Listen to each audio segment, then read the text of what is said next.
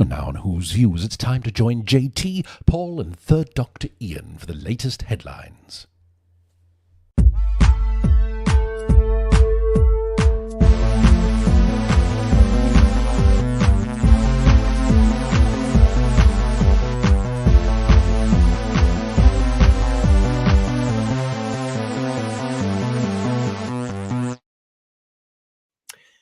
Hello everybody, welcome back to Who's Views. It's your big show for Sunday the 15th of June 2025. I trust you are well and happy. I hope you are anyway. I want to go straight to the chats actually because I saw this as we were coming on there. Edward, thank you for joining us. Hi, I hope you've managed to see my email with the Doctor Who TARDIS birthday cake I got 11 years ago.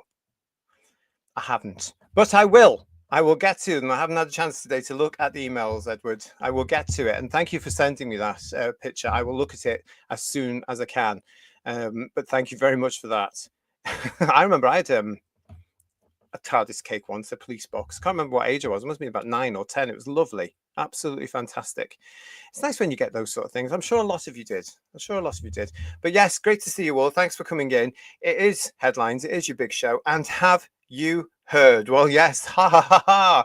The BBC seem to be really scraping the bottom of the barrel now because Doctor Who could be becoming a cartoon for preschoolers. For heaven's sake. We're going to be looking at that one. Desperate times, obviously, everybody. Shooty Gatwa and his friend Faradu Setu. Have you noticed they're going to everything together, really? Thick as thieves, those two. But anyway, they've revealed what we all knew about them and shown their true questionable colours in London recently. We're going to be talking about that.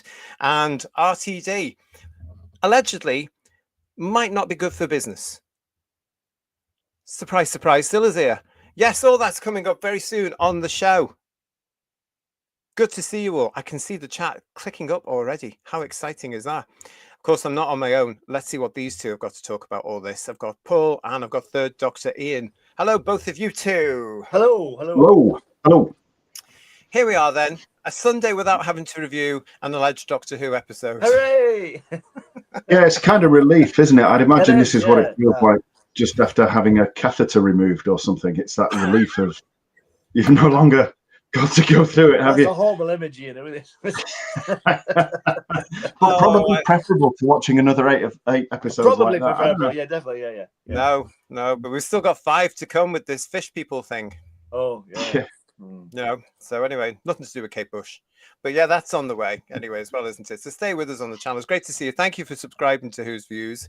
If you're new to us, please subscribe to the channel, give us a thumbs up. And if you've been with us for a little while, just check that you're still subscribed and give us a thumbs up as well. I'd like to thank everybody that has been getting in touch again this week through comments and emails. It's great to see. It does take me a while to get back to you all. And I do try, but you can get in touch with us at whosviews1@gmail.com. I will get up to date in the next couple of weeks, I can tell you. whosviews1@gmail.com. And I'd like to say a huge thank you this week to John Paul Barrett, to the Thing King, to Rory Stanage, to Mark Hevingham, to Mark Jones, to Pete Lashmer, to the Forbidden Man, to Colin Smith, to Eddie Day Riley, to David ITFC, to Sharda Knox, to Moira Goddard, to Dr. Red Who Dwarf, to Gary Bryant, to Scott Enigma, to Raymond Williams, and of course to Edward for sending me the picture of his birthday cake there from 11 years ago. So thank you so much, everybody. And everybody else that's been commenting on all our shows. Can I ask you if Edward still's got his cake? I know Doctor Who fans tend to keep things, you know. I leave it. I've got a mate who's got Doctor Who chocolate from the 80s. He's still got it in a box. You know, it's just weird, you know. So well, it is weird, isn't it? Have you got some as well?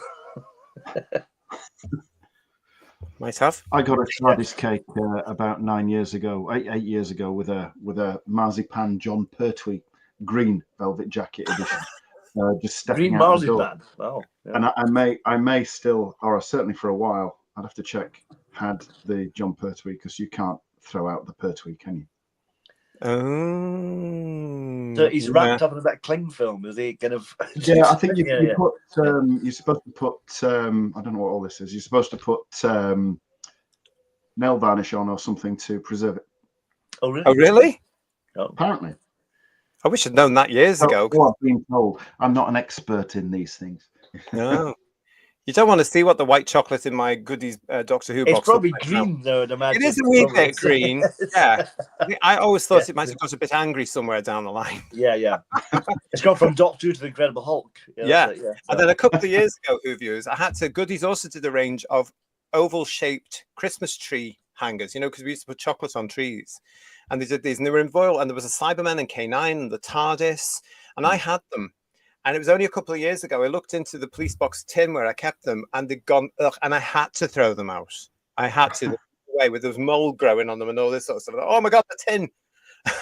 It was like a different Doctor Who monster in itself, wasn't it? Yeah. Don't give RTD ideas. No, don't. You know he watches. He Connie's does. saying to us, we're coming to this in a second. Connie's saying to us, I'm not sure why this is such a surprise. There's a long history of cartoons turning into live action shows and movies, so it makes sense that it can go the other way too. I've got to point out at this point, Connie, it's for preschoolers, so that's under fives. We're going to be talking It's about got to be that in a better minute. than the last season, doesn't it? Let's be honest. Well, It's gone up RTD in my estimation just pitching because of that, you know. But yeah. he's pitching it at a higher audience intelligence, then, isn't he? Really? A more intelligent audience. Yeah, it's going in the right direction, but not quite far enough. Oh, goodness me. Sheila B in the devotions is here with us saying RTD is smugly asserting he's not going anywhere. Yes, he is, isn't he? I've noticed this, Sheila. He is very busy on this one. Oh, yeah. Here we The cartoon thing I know what to talk about. I wonder who they'll get, which incarnation will be the Doctor. It won't be Shooty, I'd imagine. It's probably bloody David Tennant again. Yeah. Can you imagine? All coming up on the show. Stay with us. And David B said, I'm still struggling with the news that RTD hasn't been given a knighthood in the birthday honours. I expect given time, I'll get over the disappointment. Oh, well, how about that? I'm over it. I'll be letting to give them knighthood, then take it away again. That's what they surely should do. Yeah. Oh, look at Mark Greaves. Thank you so much for your super chat. A cartoon for preschoolers. They really want to keep the space babies in work, don't they? Yeah, but it's actually, you know, of concern to me. We are going to come to it in a second. We've got who Jane is saying to us, preschool woke programming. That's what concerns me. And when you look at the BBC's output, and Mark A. Wright is saying RTD is going to turn it into the earthing Mr. Men, isn't he? They did have the Doctor books, the Mr. Doctor books, didn't they? Yeah, you did. Yeah. No, so there you are. It's all worried. But listen, before we get into that, I want to say a huge talking about the Knights with the the King's Honours list guys that came out over the weekend. A few Doctor Who associations were on there, a few Doctor Who names. But I would like to say at the top of the show, a huge congratulations to Tracy Ann Oberman, who has taken an MBE. This is what she tweeted or X'd. I'm honoured to share that I've been awarded an MBE for services to Holocaust education and combating anti-Semitism. My recent production of The Merchant of Venice, 1936, is driven by a commitment to Holocaust education and challenging anti-Semitism through storytelling, as well as bringing communities together through shared understanding. This recognition is deeply meaningful, and I'm grateful to all who have supported this journey. Well, for me personally, I can't speak for the guys. I'd like to say to Tracy Ann, huge congratulations. Of course, you'll know it, of course, from Torchwood in Doomsday in Tennant's second season, and whatever the Army of Ghosts, wasn't it? It says coming back to him. Yeah. So yeah, I want she's really good in that. I have to say, I liked her in that. Yeah. She's a cracking actress. She did EastEnders as well, didn't she? Yeah. And I like her. She's so. I'm going to use that term, brave, at the moment, because her industry is totally against people like herself, as we're going to be seeing in this show, and it must be very difficult for her and other people, you know, in that line of work right now, because all the bandwagon jumpers are coming out in force, supporting something different. It's the usual. You're not allowed to have a different opinion. That's it, you know. So. Yeah, you know, I mean, I follow on X, and so obviously I see the posts that she puts out, and I'm very pleased for her that she's got this recognition. I think it's very deserved. I think it's probably overdue. She's got into some right battles with regards to anti-Semitism, and she fights her corner, and she does not back down. And I admire the lady greatly. I think she's brilliant. She's very funny as well. As John Roberts is saying here, Tracy is great in Friday Night Dinner, and Tornado was also saying she's great there. Love that. Yeah. I haven't seen her in that, but I have seen her in a comedic role, and she was spot on time, because comedy is very difficult. Yeah. But she got it. But it's good to see you all, everybody. Thank you. Keep those chats coming. But I wanted to say, to her, congratulations. Robert Payne saying she's one of the actresses we can still respect. Totally. Yeah. Problem being saying never back down. Yeah, never again. Yeah. Exactly. So good for her. Now, in case you hadn't seen this as well, so there's Slover Wolf saying to us, congratulations, Tracy Nowell, on the Who's Views panel, get MBEs for watching the Gatwa Zera episodes. Absolute bravery. There should be definitely knighthood for that, I would have thought, Yeah. And I would take it. Absolutely. I'd be very proud if I got something like that. But yeah, so let's just say as well, who else got awards in His Majesty's Honours list over the weekend? Is it Tracy, says Marie UK, the one who whacked Dirty Den on the head? Yes. And she went down for it. Her character went down. Apparently. What's a dirty den? What? What's a dirty den? I don't watch Dirty EastEnders. Den. Sorry. Remember Dirty Den from EastEnders in the 80s? Dirty Den was the character played by Leslie Grantham. Yeah. Leslie Grantham was in from Resurrection of the Resurrection. Daleks. Remember him? Yeah. Right. Yeah. I've never watched EastEnders. Sorry, I've no idea. Oh, right. Well, it's not worth explaining to because it goes right back to 1980. Like you with football, JT. Yes, exactly. Well, I remember that because it was the big story. But listen, who else appeared in the King's Honours list this weekend? Well, Jane Tranter from Bad Wolf, executive producer of our beloved Doctor Who, has accepted a CBA. Has she really? For her, contribution to the industry. Her contribution to destroying Doctor Who, was that what she got it for? Yeah. So she's accepted a CBA. Again, hypocrisy of certain people. Yeah. Slagging off the British culture 1 minute and then accepting something from His Majesty the next. No malice at all towards Anita Dobson, who has taken an OBE for her work to charity, not for show business, but to charity. So that's Anita Dobson. Not for Mrs. Flood, then. She didn't get for that. No, not for Mrs. Flood. No. But a lot of malice to the next one. And I was very surprised about this. Talk about hypocrisy. A 62-year-old actress has accepted an MBE. And it's this woman. Oh, really? Joa Ando, again, who you'll know played Martha's mother. Always, as far as I'm concerned, with a bloody chip on her shoulder in real life. But of course, this is the woman on His Majesty's coronation, was on ITV, sitting on some sort of panel, and looked up at the balcony where His Majesty was and said, "It's very white up there." Yeah. Which to me is ism. 100%. Though she got a lot of flack from it. In the same time, she also filmed that ridiculous woke Boots advert last Christmas. Do you remember? Oh, God, which yeah. resulted in Boots losing a lot of money because not many people went and shopped in Boots. So you can get a lot of their stock from Christmas still now at dirt cheap prices if you're interested. Honestly. But she starred in that awful advert. We talked about it, remember, on the show? Yeah, it was terrible. Absolutely terrible. Yeah. And she's taken an MBA. Bloody hypocrite. Strikes me as a very nasty, bitter woman. I wonder if she'll tell King Charles that he's very white and he's got a very white family when she's accepting his honour while steeped in hypocrisy. Nasty woman. Exactly. Yeah, honestly. And the fact that she said that and was shocked and, it did cause a bit of trouble, didn't it? But most of Africa's hierarchy is strangely mostly black as well. Yeah. But, I was going to say, had somebody white have said that about the other side of it, they would have been cancelled and they wouldn't have got an MBE because you wouldn't have heard of them again. Bloody unbelievable. The IS non-entity got awarded by the country and monarchy she hates. Yes, exactly. Problem being, exactly. And Talons of Wayne Chine joining us saying she's got a chip on both shoulders. Every time I see her, and there's more people coming out now exactly the same because they're listening to all this BS about something that happened hundreds of years ago. Yeah. She's got that Varada Sethu kind of resting bitch face as well, isn't she? That's unfortunate. Yeah, exactly. Yeah. Mark Greaves is pointing out, is that the same Jan Tranter who's anti-royal? Exactly. Exactly. Hypocrisy. And there we go. From Legion of James. So the IS got an MBE and accepted it from the terribly white king. What a hypocrite. No surprise there. Yeah. Cody W1 saying there was not much acting to do as Martha's misery mum. Yeah. No, there wasn't really. It wasn't much of a stretch for her, I have to say. Yeah. No. And Tornado saying to us, Boots cancelled the advert after a few days of backlash. They didn't cancel it, they edited it. But the damage was done because what happened, Tornado, it was out there and it was even in the pictures because I had a row with the woman sitting next to me in the cinema about it. Because she was sitting next to me and she said something stupid along the lines of, oh, and all these ists don't like this because she's black. And I said, oh, shut up, you're talking nonsense. And I put her right. So there you go. Don't sit next to me in the cinema with your will. Was there a punch up in the cinema as well? Was there well, I wasn't having that.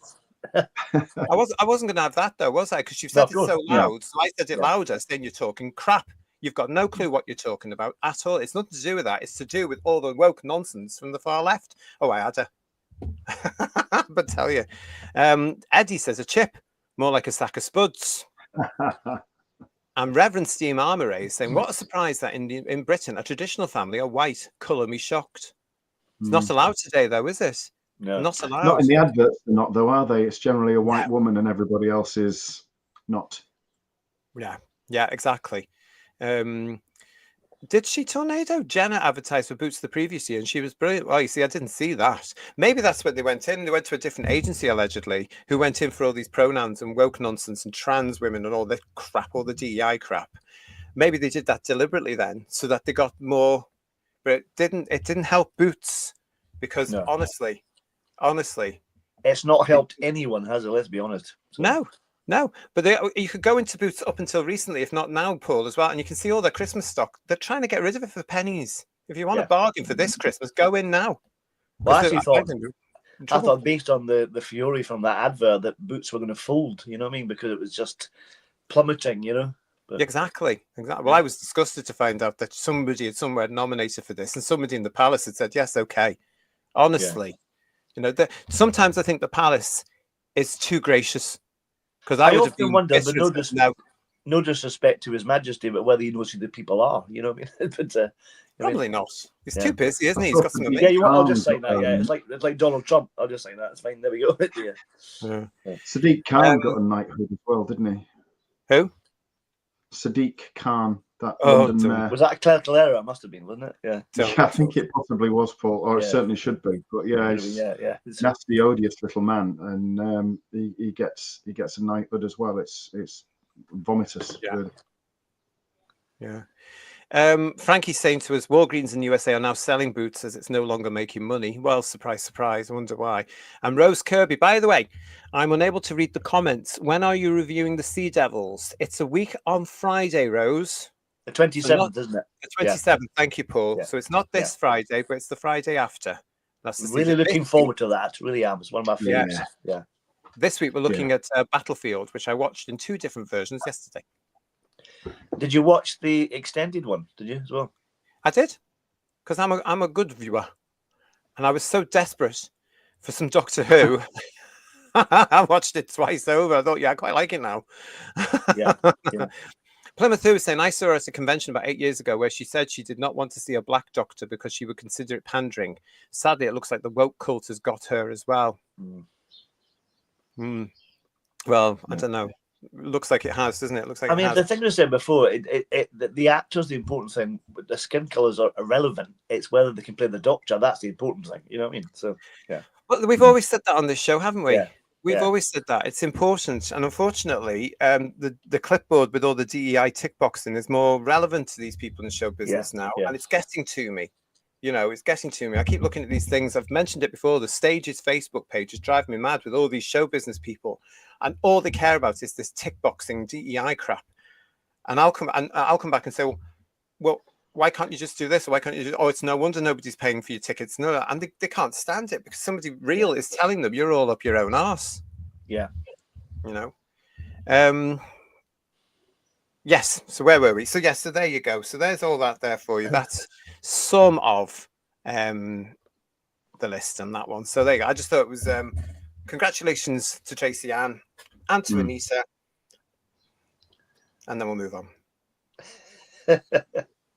Yeah, moving swiftly on. Yeah. Yes, moving swiftly on after that. I want to say a huge thank you to everybody today because I was getting notifications and stuff.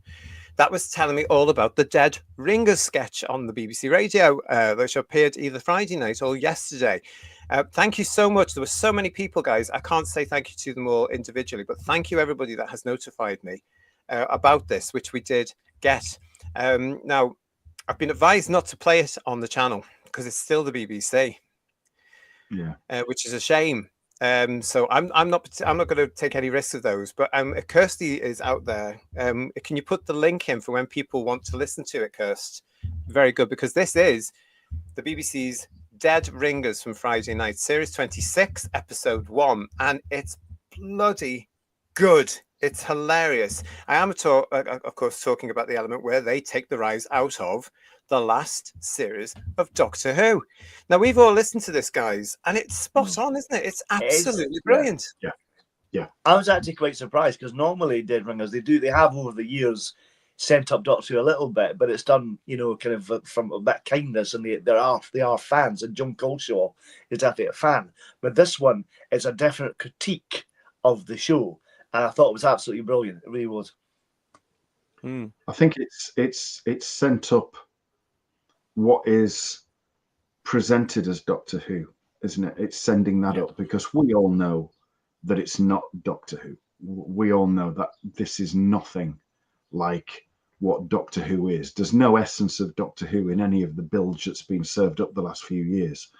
So I think they're sending up the parody that we've had recently. And they're actually parodying a parody, which is fantastic. And thinking about it too long will probably cause the universe to end, so we don't want to, but it was blisteringly funny and bang on the money. And it's really calling them out, which is brilliant. They're really saying what they've been saying for ages. That's the important thing about it, isn't it? It's as though they've been watching us and listening to all our Who viewers as well. All of us guys, on Who's Views. It's as though they've been listening to all of us in our chats and everything over the last 8 weeks because they say it exactly like we do. Now, this is the second time within the last couple of weeks that a BBC show has dared to criticize the current RTD version of Doctor Who. So I wonder who else is going to be next. Keep it coming, BBC, because some of you seem to be waking up. Welcome to the real world. RTD will be fuming, says Reverend Steve Amaray, about Dead Ringers. I wonder how Bog Fanish will react to John Coleshaw. So what that means, if you don't know, is John Coleshaw is in there. And he's, I would say, been very involved in the writing of that. So it would suggest to me that he didn't like the last Doctor Who at all. Well, the Bog Fanish thing, they need him because he's playing so many other characters in there. He's played the Brigadiers, played the Master, etc., etc. So it's like they need him for the voice, So I think he'll be there for a while, regardless. But they would need him more than he needs them, wouldn't they? Exactly, that's what I mean. Yeah. But it is very funny. And basically in the sketch, what they do is that John Coleshaw is playing a very camp, effeminate version of Shooty Gatwa's Doctor, who's mincing about the place. Oh, strange that. I love that he's got a little Scottish twang to it as well. Like And basically he's going on about how he's going to defeat the next big CGI monster through love and hugging and telling everything. And then they go through the tick boxing elements as well, don't they, with the DEI to push it out to say this is what Doctor Who's now about. To be honest, if you'd run that sketch and the last few minutes of the last episode, it's almost identical. You know what I mean? It's incredible. It is, yeah. Well, it was just a series of hugs, wasn't it? And the sketch is a series of hugs to token DEI person in a wheelchair, token person of this, token LGBTQIA person. Because did they not even have the line about Doctor, we're all your children? And that was actually in the episode. It's like, come on. They did. And this is recorded, for those who don't know, in front of a live studio audience. So I'm going to put it to you again, everybody, yet again. And now it's on the BBC. It's usually on the alternative news channels that the BBC like to shut down or try to shut down. But now, for the not-wees out there, they're hearing this from people they're laughing with, people like John Coleshaw. So what they're going to do, they're not going to watch it. They're going to write it off again, just like they did in the late 80s. Yeah. Because if you've gone to a recording, or even if you've listened to Dead Ringers, sorry, and go on. That was the death knell in the 80s. It was being universally parodied. It was a joke. In some respects, unfairly, because some of the stuff that was coming out at the end with Cartmel on board was really, really good, and things were looking up. But you know, it was being parodied, and the BBC decided that it was just too humiliating to go on with it. Yeah. But it's way beyond that now. You know, it really is. It also hits a lot of truths, as you guys in the chat know, because you've heard about it. Kirsty's also put the link in there as well, so go and have a laugh, because it's true. It's true. And that's why I reckon people involved with that last version of Doctor Who, including RTD and the producers Jane Tranter, Julie Gardner, Phil Collinson, and the other fellow whose name I can never remember, they must be angry. They must be cringing. Everybody at BBC Studios that was involved with it, you should be cringing about, because this was true. The sketch is positively dripping with sarcasm, says David B. And Julianne's with us saying, Dead Ringers, it's hilarious. It died of cringe. Yeah. And that's what they say, isn't it? Yeah. Yeah. John Colshot, there's a great Gatwa, says Dr. Dread. Yeah. And problem being saying it was as funny as they're allowed to be, but it's not exactly like it was at its peak. I reckon, PB, that with the show off air for at least a year, possibly a bit more, I think we could see a lot more of this, and they'll get braver and braver. And that's what makes me worried about bringing it back so quickly, as BBC Studios, as we know, want to do. But hopefully this is the start of hopefully the BBC realizing that this actually was a load of old crap. You know, hopefully, you know. So. Yeah. It was 100% spot on, says Woodhouse122. Just as an aside quickly, I've noticed that Duncan is saying to us, although I've watched Battlefield many times and trying to work out which version to watch in preparation for Wednesday, both, because we're going to be talking about both. Yeah, watch everything, because we can talk about whichever element we want to. Problem being, saying it needled Doctor Who perfectly. Yes, absolutely fantastic. And that was the brilliant thing about it. And Marine Boy 66 is telling us the Dead Ringer sketch is now up on YouTube. Oh, well, there you go. Didn't you know? Very, very good.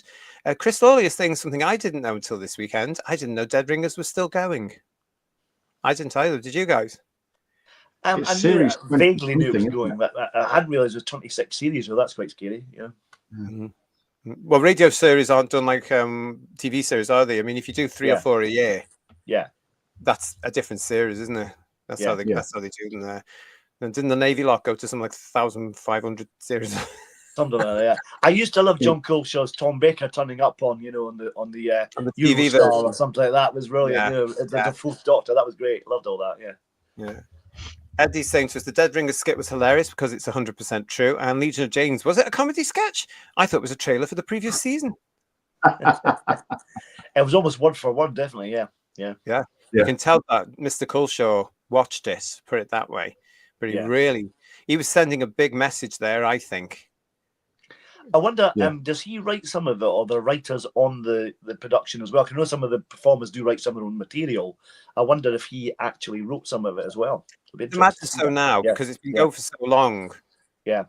You know, they're probably all helping to produce it now as well, aren't they? Yeah, probably. And Fan01ish is saying here, let's all have a group hug, guys. Babes. Yeah. Oh, God. It was horrible, wasn't it? It was horrible.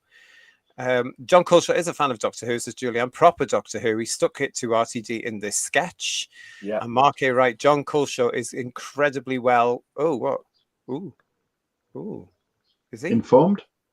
Well, he knows his stuff because he's a fan, you know. It will be interesting, though, won't it? Because, you know, Big Finish, or Bog Fanish, rather, will be struggling with this.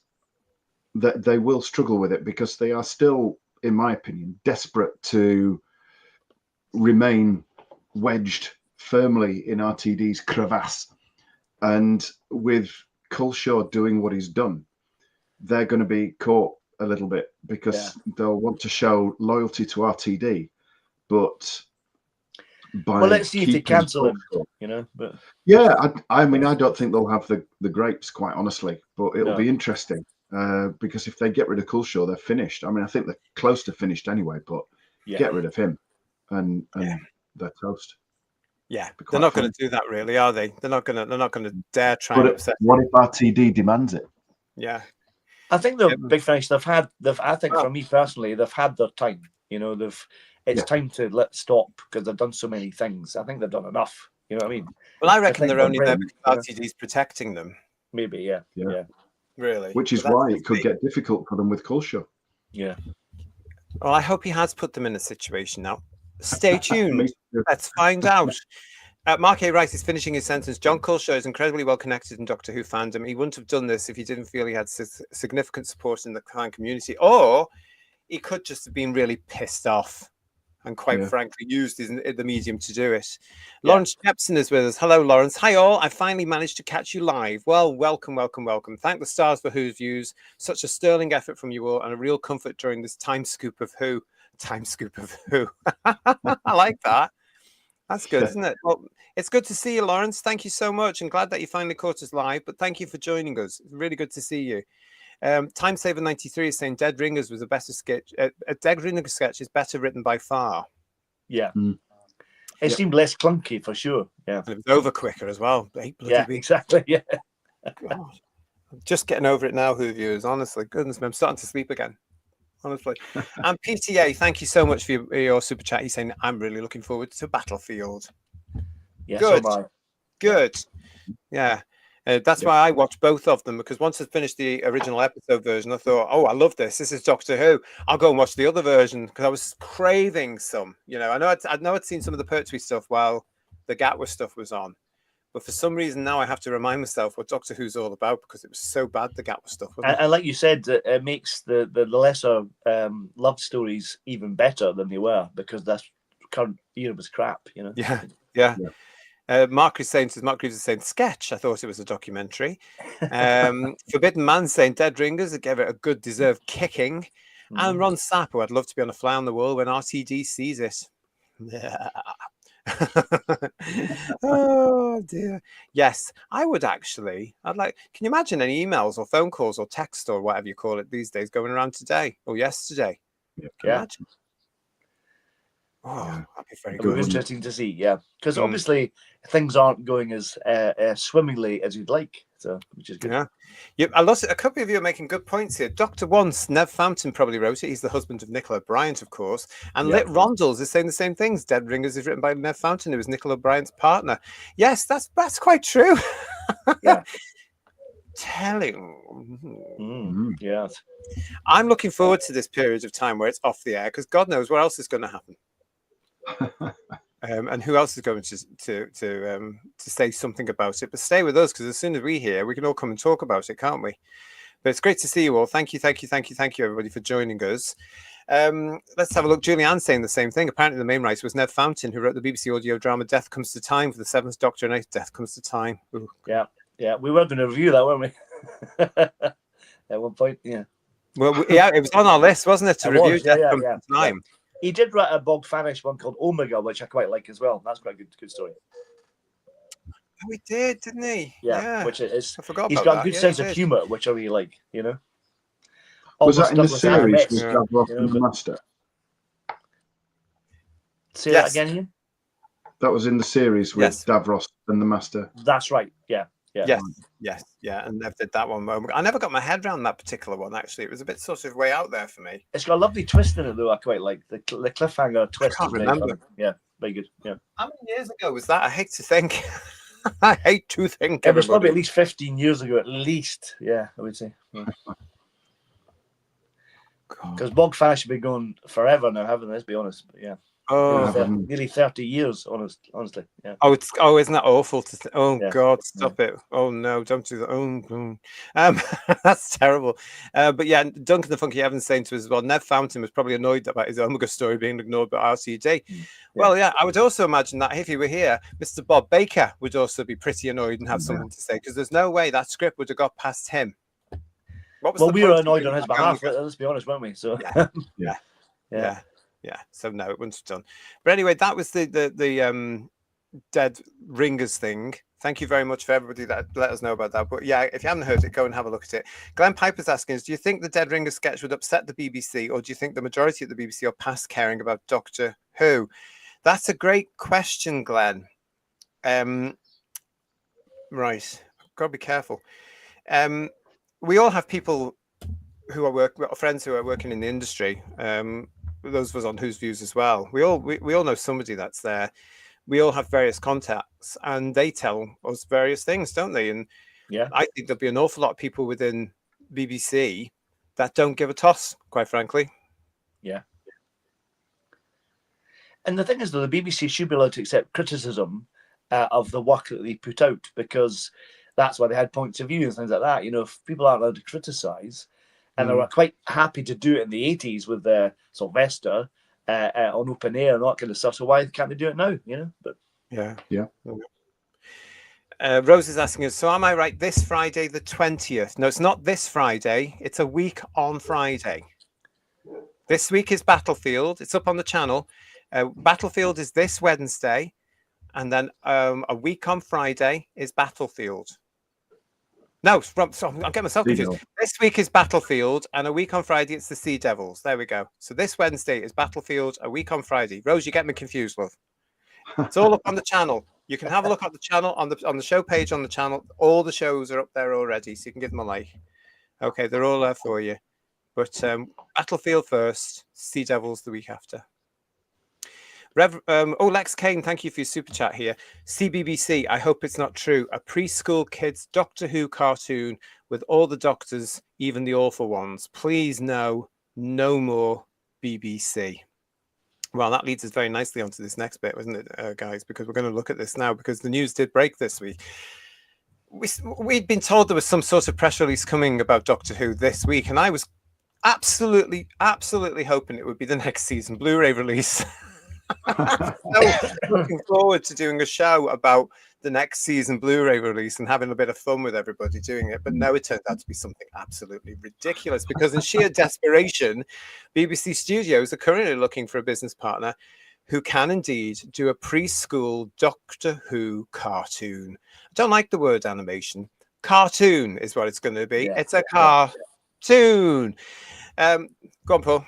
I was going to say, are they maybe 10 minutes long or something like that? They're going to be very short episodes, which is really weird. But, yeah, I mean, this is a step up from what we've had already, to be fair, isn't it? This is going to be much better, isn't it, really? You know?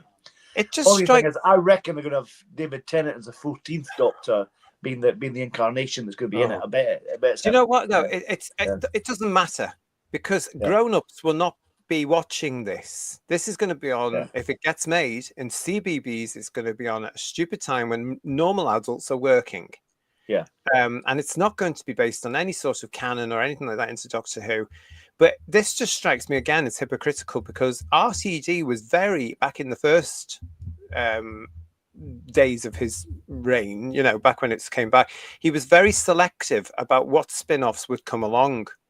Because remember, he said the story about he turned down the children's BBC idea of the Time Lords of Gallifrey as a prequel, where he showed the Doctor, the Master, and the Rani at the Academy. Yeah. And he turned that down. Now, these days, I reckon he'd sign that off, because they're so desperate to keep Doctor Who out there.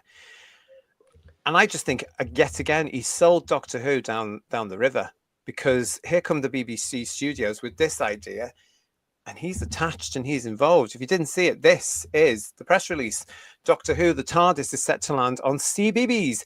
The BBC is looking for a production company to create and produce the series, which will run independently from the main show. So that's important. It will run independently from the main show, so it's its own thing.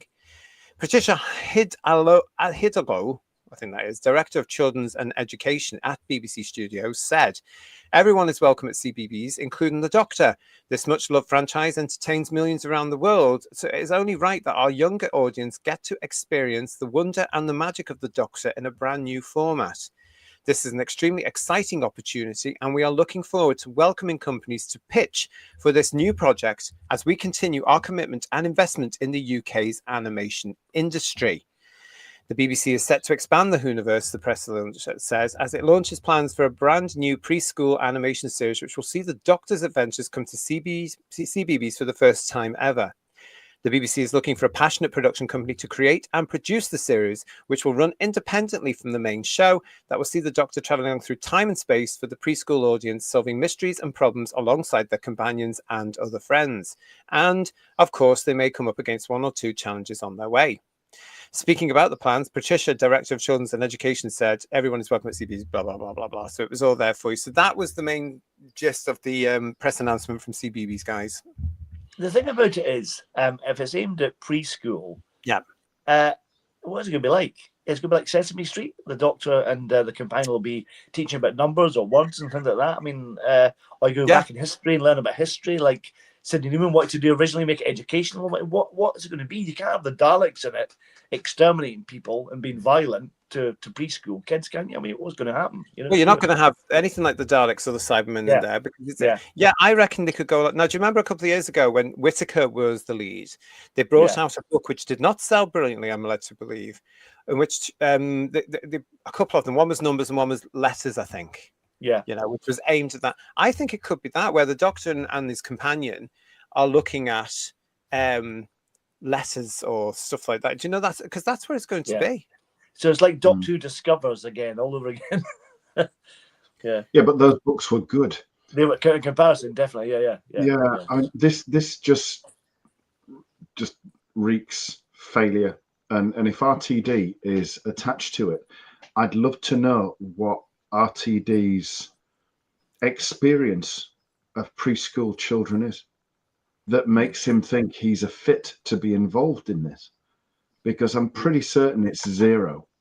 So he's possibly one of the most unsuited, and I can't imagine he's going to be up there on the top 10 list of people who kids' parents want to be involved in educating their kids. So, I mean, how does he get to be attached to something like, where's his skill set here? Well, I think the only way I would look at this is that the showrunner, I hate that term, of Doctor Who gets to sign everything off. I don't think he's going to be involved with it. He's got this TQ cult drama in production now, filming very near now, if not now. That's going to take up a year till broadcast next year on Channel 4. They haven't even found a production company to do this cartoon yet for these children. It's going to be, 14 episodes of 10-minute slots, if that. It's going to be, very good. All he needs to do is script approval, sign it off as he's done for this thing now. He said, yeah, that's all. That's his role. I can't see him writing for it at all. But he will, I would think, get to sign everything off. That's the thing. It's such an odd area to put Doctor Who in, isn't it? Preschool. It just seems really weird. I mean, the idea of getting younger viewers into it is a good thing, I suppose, in a way. But it's but Doctor Who was supposed to do that, wasn't it? Exactly. That's what I mean. The Doctor Who wouldn't be like that to make it accessible to everyone. But now you're going to cater for preschool. So how does that work? How do you present the series in that age group and make it work? I can't see it being any good, to be honest. No. Well, maybe the primary school kids got wise to RTD and they didn't buy his bullshit. So he's trying to pitch it at a younger bracket instead. If I can't get the 5 to 9s, I'll get the 2 to 4s. Maybe. I mean, if they did a Sarah Jane Adventures type thing, I think someone mentioned it in the chat, and did it more like that, and did that age group, that would have been better. You know what I mean? Yeah. So, I mean, I just don't think this is necessary. Paul Thomas Ashworth, thank you so much for your super chat. Poppy will be the new woke tune Docky Who. Oh, I hate that phrase, Docky Who. Why do they say that? Where did it come from? Who came up with that one first? They need a slap, don't they? Yeah, There's a lot of you in there as well talking about this. The difference between Sarah Jane, because some of you were mentioning Sarah Jane's adventures, is that wasn't preschool. Yeah. And the brilliant thing about it is because it was written like a drama, it even attracted those of us of a certain age who were well over the age group, because it was supposed to be for, I would say, the 7 to 11, 12-year-olds. But it was so good, and it was so nicely written that we all went to it as well.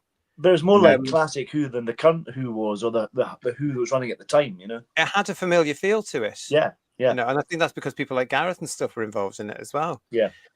Lex Kane, thank you for your super chat here. Happy Father's Day to all our dads. Even though I've got a really good dad, I have a family friend who is like a second dad. I could say hi. Can you say hi to Steve Case? Well, hello to Steve Case. And happy Father's Day to all of you out there who are fathers. Hope you've had a lovely day. Happy Father's Day. What else we got here as well? Stephen Jeannie Frith is saying CBeebies cartoon. Oh yes, I heard about this. RTD is coming for your children. Don't let them. Duncan saying what you said, Ian. Sounds like the Doctor Who Discovers books from the 70s or 80s. Again, they weren't made for preschoolers. This is for 5-year-olds and under. Yeah. And when I read this, I thought, I can't believe this, because Doctor Who, in my eyes, should not be for preschoolers. But that's what attracts you as a kid. So if you're tottering around and Doctor Who happens to be on and there's a monster on the telly, that's where the majority of us started. Yeah. But I can't see how they can do that with a cartoon for preschool kids to make it the same. Well, they're not even going to be, because this will be educational. Yeah. This will be play school with Doctor Who. This will be the doctor discovering how, I don't know, how to cross the road. Yeah. Or, it's going to be ridiculous, isn't it? Whatever it is. And I know we're not the target audience, but I've been totally intrigued by the amount of the alleged fans who love the Gatwa and love the Whittaker and all this nonsense, who have grabbed hold with this and said, look, it's not cancelled. It's not. Oh, grow up. I wonder, though, like I said, who they'll get, which incarnation they'll get, because they're not going to get Shooty, are they? Because Shooty's done. He's gone. I don't know. So, don't know. There's a lot of speculation. I'd just like to say I saw this on the internet. I don't know who the artist is, but congratulations, because these are great. There's hilarious. Yeah.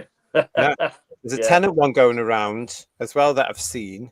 But that sums it up. Apart from the Daleks, I think that's exactly going to sum it up. I think that's what it's going to be, where the Doctor's telling the time or going through the alphabet. I mean, it's only going to be 5 or 10 minutes, if that. Yeah. Depending. Now, the other thing about this is that was released as well by BBC Studios was, of course, the criteria. Let's look at it together.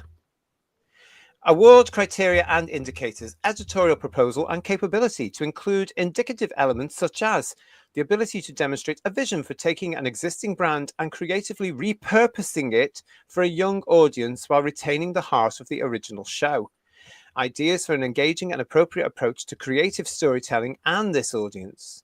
Strategies for delivering the style of production pitched, including managing contributors and crews and working collaboratively with the BBC. Good luck on that one.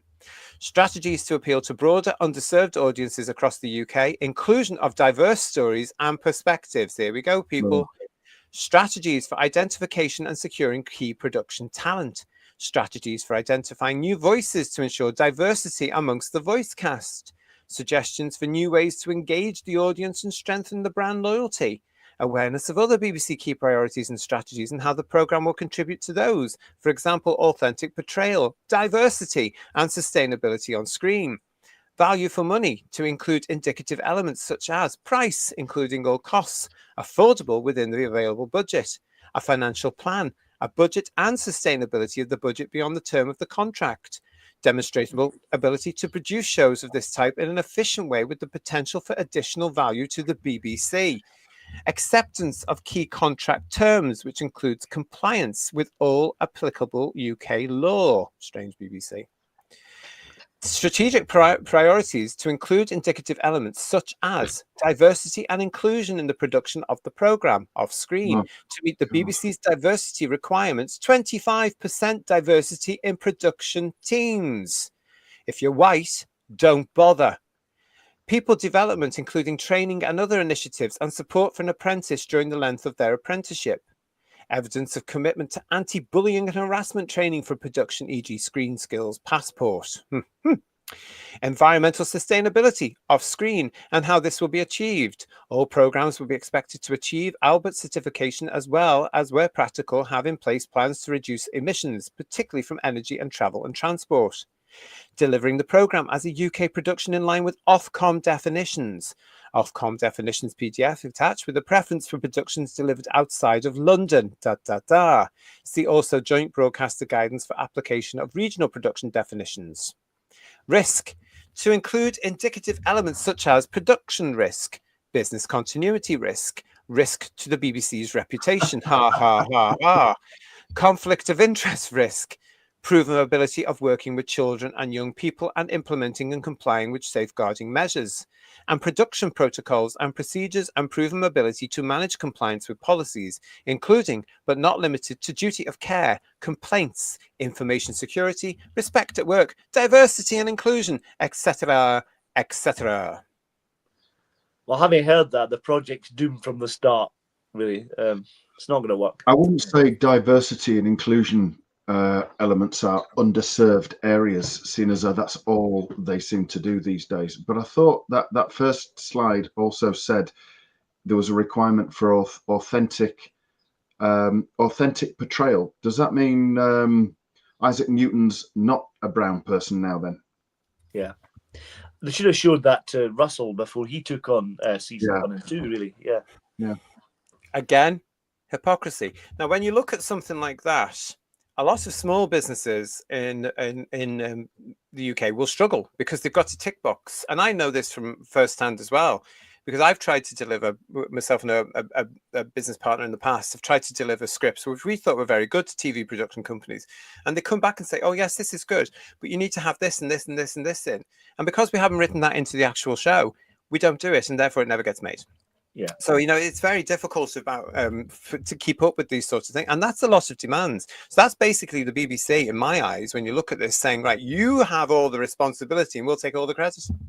Yeah. And we'll give you some of the money towards the production. And they're stifling good storage and creativity by doing all that. It's just making it a burden on a writer. It is. And this is for the preschool audience. Yeah. Why do you get the feeling that Bog Fanish might be bidding? Yes, that wouldn't surprise me, because they have done a few animations, haven't they? Remember, View from the Deep. Remember that? You know, I could imagine if they do, then somebody might pull some strings for them. Yeah. Allegedly, you know. Are you suggesting nepotism, Ian? Sorry? Yes. I think I am. Yeah, I think I am. Let's see what they're saying in the chat. But there is a hell of a lot of stuff going on there. Gilliam is saying to us, BBC have a commitment to cartoons. What was the last one they did? Super Ted, Rhubarb and Custard. Now, they were very good, though, weren't they? Yeah. I just hate to think what they're going to do with Doctor Who, because Doctor Who, I don't think should be. I think the kids should be looking at, like we did, discovering Doctor Who properly, i.e. the Doctor in his TARDIS on a Saturday evening fighting monsters like we all did. What's wrong with that? Why do they have to? I tell you why they're going to have to do it. It's because they're desperate to get something in the can. They're desperate to keep something going. They're desperate to make money off the back of this, and yet they're missing a target audience, because this is the stopgap before they do the live action again, isn't it? That's the thing, isn't it? Yeah.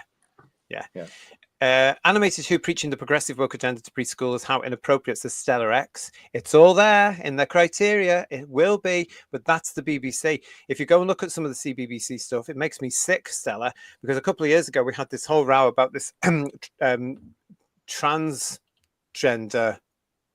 thing they had on for children.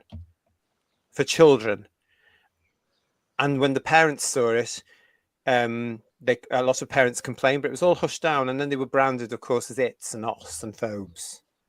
No, that they were parents protecting their children for things that they didn't want them to know about at young ages. BBC, so far up your own arse, it's unbelievable.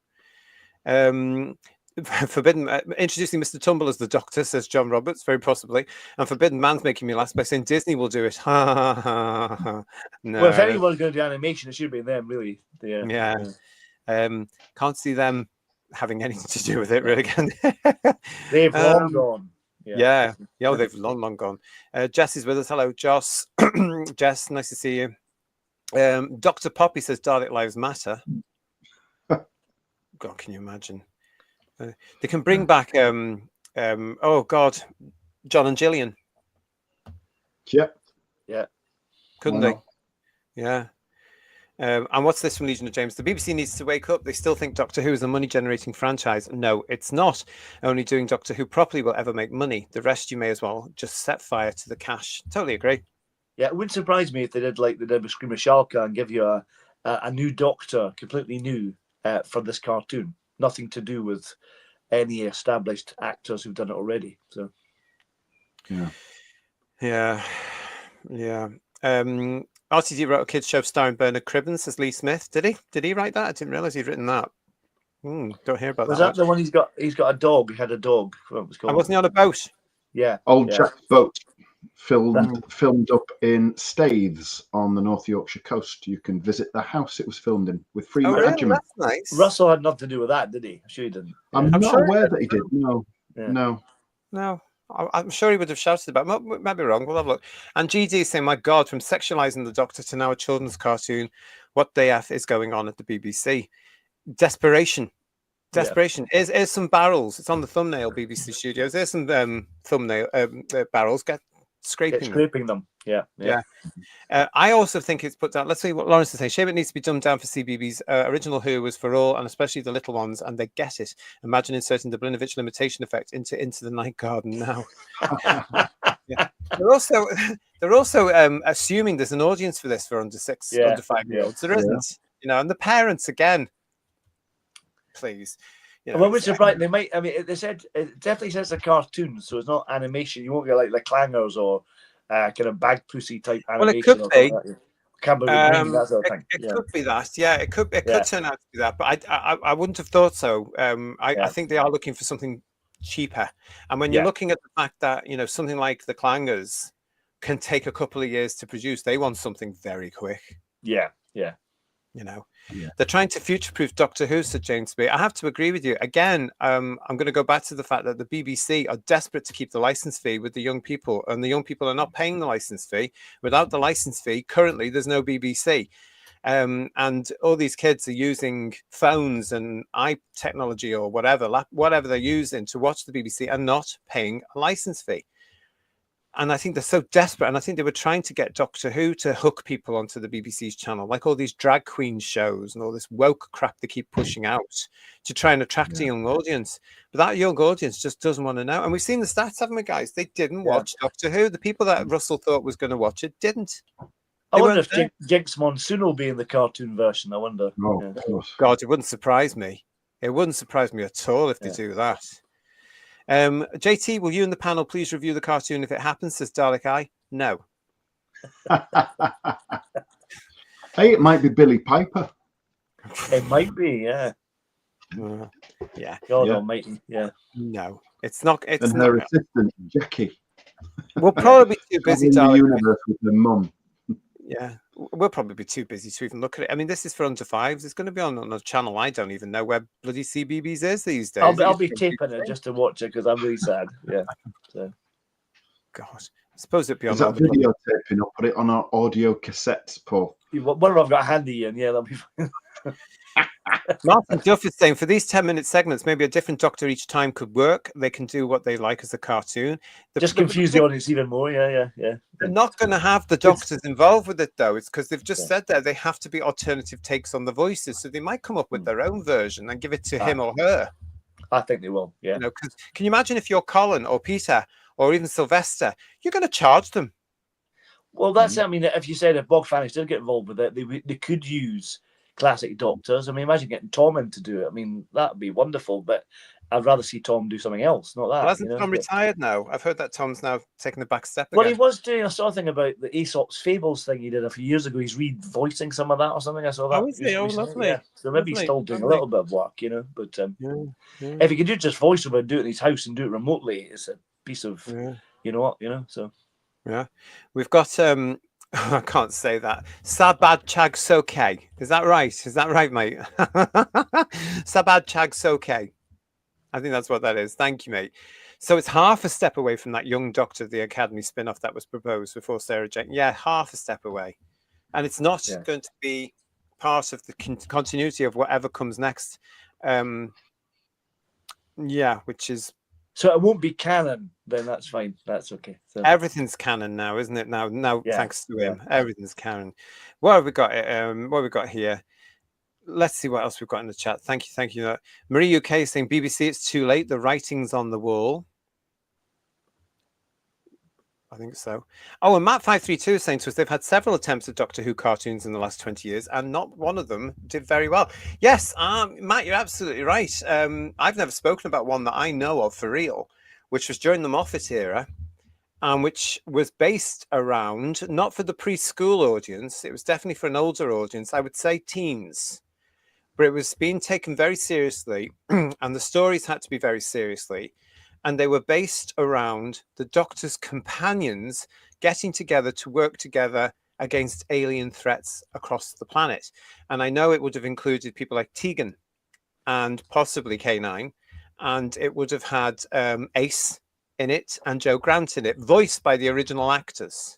Mm-hmm. And they were looking at bringing this thing together, and that it would be basically a cartoon, guys, where each episode there'll be another alien threat and there'll be different companions in it working together to fight off the alien threat. And that they were very, very keen on that. And that would have run for about 20 to 25 minutes of animation an episode. And they were looking at, I can't remember, was it 10? Maybe 10 episodes a year of this. I think it's a long time ago. It was in Moffat's time. That didn't come to anything. I think Stephen Moffat, possibly, allegedly, put his foot down and said no. Possibly. But that's the last cartoon I was aware of. Yeah. Well, they so had those two Tennant ones, didn't they? They did Infinite Quest, and I forgot what the other one's called. The one that Dreamland. Dreamland's got Georgia in it. I mean, they're okay, but I mean, you know, they're not. I think I'm surprised they've not done a longer running cartoon series, because it's, you know, they've done it for everything else, you know. But, yeah, I think you're missing a trick though. If you're going to do an animation, which was also spoken of when Doctor Who came off back in the 90s. Remember, they were always talking about that, because Star Trek had one, if you remember, in the 70s. Yeah. So I think there was an expectation that it could also work for Doctor Who, but I think it has to be serious, because if you look at this is for infants, this is for babies, this is for 1 to 5-year-olds. They're not going to retain the information of it at all. It has to be big, it has to be brash, it has to be colourful, it has to have numbers in it and painting and stuff. It's got to be. It's going to be like Teletubbies, isn't it? And they'll bring those Daleks back into it as well. Those big. Yeah, that's what I'm trying to say. Yeah, that's exactly the audience. It's got to be all that goo goo gaga stuff, because they're under 5. Maybe they will get Shooty to do it then, because he'll be perfect for that. I'd have ruled the world if it wasn't for you, you pesky Time Lord, said Marine Boy 1966. Problem being is saying, I mean, I was 4 when I watched Doctor Who for the first time. I didn't need a poxy kiddie cartoon. Exactly. Yeah. Exactly. And I think that could still happen today. And I genuinely think that this is desperation from BBC Studios to try and find something to market.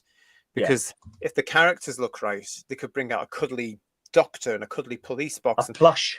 Like who's going to buy it? Because none of us will, because we're too old and over the hill. Even the over the 10s are not going to be buying stuff for this, because they are too old and over the hill. Aren't they? It's so last week for them, isn't it? Let's be honest. Yeah, it is. Yeah. I mean, do you remember when we were kids and we had play school, which we loved as children? But there came that time where you were tuned in when you got home from school, and play school just wasn't for you. Yeah. Do you remember? You'd grown out of it. Well, you could watch Play Away instead, because that was up a notch, wasn't it? Yeah. But I remember that day when play school was on, and I was thoroughly not into it at all, and I was so desperate to get to Jackanory. Yeah. And that's when, looking back, you know, it's not for you now. You know, that's for babies. So what could happen is you watch it as an infant, the cartoon, and it puts you off watching the actual series, because you've already done it. You've grown up already from it. You know? I don't even think they will, because I don't think it has the potential to capture youngsters, because again, you've got to get through the parents, and the parents are not going to forget Doctor Who's woke. Yeah. No, they're not. I'm glad I ended with Capaldi, says GD, and steer clear of the mess the show is in now. Yeah. You've not missed anything. And diversity, well, there you go, says Legion of James. It's a show for indoctrinating preschool kids. I mean, we saw it. We've just read it out there. That's from them. That's from the BBC. That's the criteria. And of course, with it being the BBC, the DEI had to be in it. It's got to be there. And look at all that. The percentages of it, they're bloody awful. Yeah. If they're going to do a cartoon, they should use the Clone Wars format, says Matt532. That's what I'm talking about as well. Make it for the Doctor Who audience. But again, I'm worried because Russell will be attached to it. It would be made in the current day, so it would have all the messages still in it, because Russell would approve of it. We know, we're going to be talking about him in a second. We know he wants it to remain what he calls camp. It's not camp, it's far left. Yeah, but I think something like that would work, even as a companion to a main show. But they can't even get the main show right, let's face it. No. Philip Roy is saying to us, they should bring back Hamble and Hartley Hare as the big returning baddies. Terrifying for the under 5s. Hey, I loved Hartley Hare. He is quite scary. He is quite scary. He is quite scary as a puppet. It's quite a scary puppet. Yeah. What? You remember Humphrey the Cushion as well? He was quite scary. Do you remember him? No. Yeah, these are heroes of mine. Humphrey the Cushion in Hickory House. Hartley Hare. I loved him. Still do. I've got him on DVD. I loved him. I always loved the naughty one, Zippy. You know, I had no time for all the puppets that were all goody-goody. Kermit, please. I'm the same. I like Sweep because he was an anarchist, wasn't he? Really? Yeah. You know, so yeah. A little bit of punk going on there with Sweep, wasn't there? Yeah. And his sausages. Yes. What's Problem Being Saints is what happens when these preschoolers grow up and think that Doctor Who's for babies and won't want to watch the proper version because it won't be cool and they'd only be aged 8. That's a good point. Yeah, they grow up really quickly. Yeah, That is a good point. Yeah, that is a good point, isn't it? I think overall this is just a little bit desperate. Yes, really. I think they want to try and continue Doctor Who, so let's continue it and pitch it at preschoolers because they're not a critical audience. They'll just accept it. They'll enjoy being entertained, I think. There's a lot to do with it, though, isn't there? As we've just shown there from the material that's come from BBC Studios, any production partner, I think you're mad, quite honestly, if you're going to go and bid for this and going to try and do this. I think you're insane. But good luck to you. Zippy wallpapering over the windows and doors. That was classic Rainbow, says Digital Pollution. Yeah. He forgot, didn't he? Oh, I love all that. It's great. But yes, so there you go. So we're up to date with that one. Doctor Who could be coming back as a cartoon, everybody, for the under 5s here in the UK. That's not going to take off outside CBBC in another country, is it? No. Dr. Dredd is also saying, not as scary as the Kettle Witch from Chorlton and the Wheelies. You see, I liked her as well. Hello, there was a Polish thing I saw as a kid. He used to go before Crossroads, I remember, called Paulus the Wood Gnome. And there was a witch in that. She scared the hell out of me. It was awful, really. Did she? Yeah. It's all coming out tonight, folks. Yeah. You're watching Who's I needed therapy for that, honestly. Yeah. So. We could talk for hours about the memories of our childhood here. Yes, Dr. One, Zippy was voiced by the Dalek voice, the legend that was Roy Skelton. Yeah, who was a gentleman. Take it from me. He was. And sometimes you can hear it, the Dalek voices, if you listen closely. You can, can't you? Yeah. He was absolutely hilarious. He was funny, and he was a lovely man, Roy. He signed a couple of my Talking Daleks there, and we had a lovely day doing Zippy and Dalek voices for a couple of hours. He was absolutely. I met him in Brighton, and he was a lovely guy, absolutely lovely man. We were so lucky being fans of our time because we had such many nice people. I can't be bothered with any of the current lot. Yeah. Or very few of them. I'd quite like to meet Freema Rajaman. They're all a bit cha-ching now, aren't they? That's the thing. So yeah. I wouldn't pay to meet any of them, but I would. But we're coming to Gatwa shortly. I've got no time for him. Just be ready. I can't be done with him. I've made that official decision now. I don't like you, Gatwa. Anyway, let's get on. Where was I? Oh yes, talking about the current nonsense that we've had to live through over the last couple of years. RTD, of course. So we've just mentioned him there. He's going to be overseeing. He's going to be the big. Let's sign this and let's sign that. I reckon. God help us. Yeah. To do it. Yeah. He will also get the big say, I think, on who the production partner will be at the end of the day. Who's pitched the right stuff for the cartoon? As we mentioned on headlines in the week, we'd heard that RTD is still connected to Doctor Who in whichever form comes after this current version with Disney. So now we can assume very well now that Disney have gone. And BBC Studios are rumoured to be out there talking to other production company partners because they need the distribution and they need some finance, to be quite honest. Okay, so they're looking for a new streaming partner. You would have all heard the rumours. It's all out there right now. But RTD is still connected. They don't seem to have said, well, we're closing the door on RTD. Now, if RTD is still connected, it's very possible that Bad Wolf are too. Can you see him actually moving on without Julie and Jane? Talk about rewarding failure. Yeah. I mean, I don't see when he's sort of like ticking all these options, like we've just been talking about the cartoon and everything. But this is a BBC property, and this is something new for this BBC property. And the BBC have stated that he is not a BBC employee. So how is he doing that? Yeah. It's a good point. I reckon they're just doing it, or he's just doing it because they think he understands Doctor Who better than any of the rest of them. Because let's face it, they mucked it up in the 80s, the 90s, He brought it back to great acclaim, and I think he's still dining out on that. And I think they still think, well, if he did it once, he can do it again. Even though the last 3 years have been a bloody spectacular failure. Digby's saying to us for a super chat, are they really going to attempt to turn Doctor Who into a kids' cartoon? It was always family drama. This move is ridiculous. It's just, it's not connected with the main show, Digby. It's for the preschoolers, it's for under fives. It will be on CBBS. It's not going to be anything to do with the main show at all. What I can understand is with the BBC, if they do think he's still a creative genius for Doctor Who, what does he have to do in order for them to realise that what's happened recently was awful? And what else does he have to do to make it obvious that he needs to be replaced? I mean, no viewers at all. I mean, what's going to be the options? You know, it's like get somebody else. I wish I knew the answer. I mean, a lot of look at this, everybody in the chat. Dr. Dredd, if I was a streaming partner, I'd want that fat failure removed from the picture. Stay tuned. Marie UK saying to RTD has obviously got some dirt on the BBC. Who haven't we all? Robert Payne, how can someone unhinged still be connected?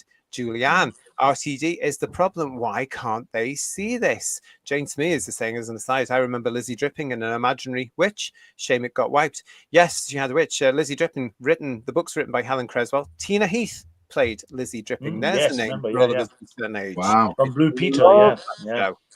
Wow. You know, and that's the beauty of being a kid, because I didn't know when this thing was on in the late 70s that Tina Heath was nearly 30 and she was playing a 17-year-old. Well done, Tina. She then went on to Blue. It's good enough for Callahan Ford. It's good enough for I know, yeah. Terrified Monk is saying what we're all saying. If RTD stays, I will not watch. The BBC wants 6 people watching. You're all getting this. You're all getting it. The talons of RTD, says Duncan Evans. Peter Venkman, Famicide, it won't progress if he's still able to make the decisions. True. Jess is saying, yes, Disney are out. If I'd been them and subjected to Series 1 and Series 2, they'd read the money for that. I would be feeling I'd be mugged. I'd ask some money back, wouldn't you, Jess? I hope they kept the receipts, to be honest, you know. But yeah, well, God. Lex is saying for Super Chat, thank you, Lex. Please go away. You have killed our Time Lord. Yeah. I think Chibnall had a hand in that as well, actually, everybody. Yeah, he helped that as well, yeah. This is the problem. This is what we should all be worried about. We're all saying, like Sliver Wolf is saying to us here, please, no RTD. He has no grip, no reality. How has he got such an iron grip on Doctor Who? Still, especially after all that's just been put out.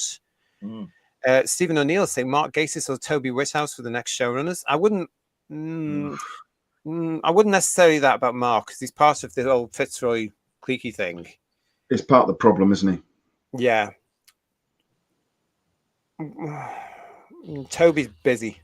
I think he understands Doctor Who better than Russell does, though. I would say Mark Gatiss, I mean, particularly, but Mark possibly, and Toby Whithouse is busy with Bergerac. Yeah, he's got a huge hit on his hands with Bergerac. Series 2 on the way. They're filming it this summer. And Chris would he be able to just focus on producing Doctor Who, or would he have to put message in it? Being of that ilk, would he have to put message in it? I'm not sure he'd be ballsy enough not to. I think he'd use it to pander. It's a shame, because what we all want is a kind of darker Doctor Who, something that's kind of going to be a bit more Doctor Who like would be nice, you know. But, yeah. Well, we're going to come to that in a second. Paul Schlufter is saying, why did the BBC listen to RTD? He's ruined the show. The brand is in the toilet. The ratings are down. This is all on his watch. How? Why? It's a failure. And Stephen Braddock wants to know, what are the BBC smoking? Probably everything going, including the furniture, to be quite honest. Yeah. And Eddie is saying to us, if RTD stays, the show has zero chance of any recovery. Yeah. I think we're all on the same page, aren't we all in here, everybody? So thank you for everything that is, for saying that and being with us. We need the hashtag RTD out. Trending or something similar. Or doesn't it look tired? That's what you want. Well, I tried that one that we had. Where is it? There. Hashtag sack RTD, because that's the first thing that the BBC need to understand, that we don't want him. Yeah. We just don't want him. He's got to go because he's killed the show. But his vision is the one that they're continuing with. So he's still attached and he's still there. So he's on this sort of hiatus himself at the moment, where he's gone over to meet his friends and doing this TQ cult thing, which I hope is a massive flop, because surely at some point people have got to start waking up in the industry and start saying he's not bringing in the viewers like he did 21 years ago. Yeah. And that was a fluke, because he was around at the time, but he's been rehashing Queer as Folk ever since, even in Doctor Who. Yeah. Do you not think? Because that's the only thing I think he knows how to write. Knows how to write what used to be same-sex attracted dramas. Now it's all queer. Well, isn't it? like we said, the success of 2005 wasn't wholly responsible from him. He didn't make it a success. Right. Of the creative team he had and the other writers involved that had the variety and probably more talent than he did to make it work. You know, I totally agree. Yeah, because he had people like Moffat. Yeah, as always, Gareth was in there. Yeah, Paul Rob Cornell was in Sherman, the all yeah, fantastic. Yeah. So, all the people. Doctor Who fan 001 saying to us, can't we do a petition to let the BBC know we want RTD gone? It's not the BBC though. That's the problem. It's BBC Studios. Maybe we could do another charity record. Let's go on to you know who and see that. Yeah, let's all get there early one Sunday morning like this. Yeah. Like they did back the Band-Aid. And let's see what Z-list celebrities we can get together to what happens. Yes. Is Sally Tomset still available? Oh, I'm sure she's always available. Yeah, I love her. But let's get all the X Factor lot in because they're not doing anything, and we'll do something fabulous with them. Yeah, but getting back to this, RTD is still connected. However, could it be that not everybody is happy about this? Now, if you've been looking at social media this week, Chris Lawley, you've just given us a super chat. Thank you very much. Let me see if I can find that now because we'll get that done. Chris is asking, we've got to come back to this. Who would you all wish to take over if RTD left? Can you Anybody else? Anyone? Yeah. Thank you for that, Chris. We'll try and come back to that way because I've got someone I'm desperately trying to get out now. And I'm desperately trying to talk about this particular one. So bear with us because I've got some news for you. If you've been looking at social media this week, you may have seen a fan leak. If you haven't, bet you're glad you've tuned in because I've got it here for you. From social media, a new report or leak from BBC and RTD at odds with potential new Doctor Who partner. A leaker active on GB, that's Gallifrey Brace, and the Doctor Who leak Discord, who was previously accurate about the initial Disney Plus deal in 2022, claims that the BBC is currently in advanced talks with a potential new partner. This new partner is said to be on a similar scale to Disney, but the negotiations are reportedly more complex this time around. According to the source, the new partner is pushing for greater creative control following the underwhelming outcome of the Disney deal, believing that the show needs to, quote, take itself more seriously and shift its focus toward an older teenage audience, something akin to Stranger Things, based on how Doctor Who initially performed with that demographic on both Disney Plus and the BBC. However, RTD is said to strongly believe that the show's fun, campy tone, the approach taken during the 2005 revival, is the key to its success. The potential partner is mad?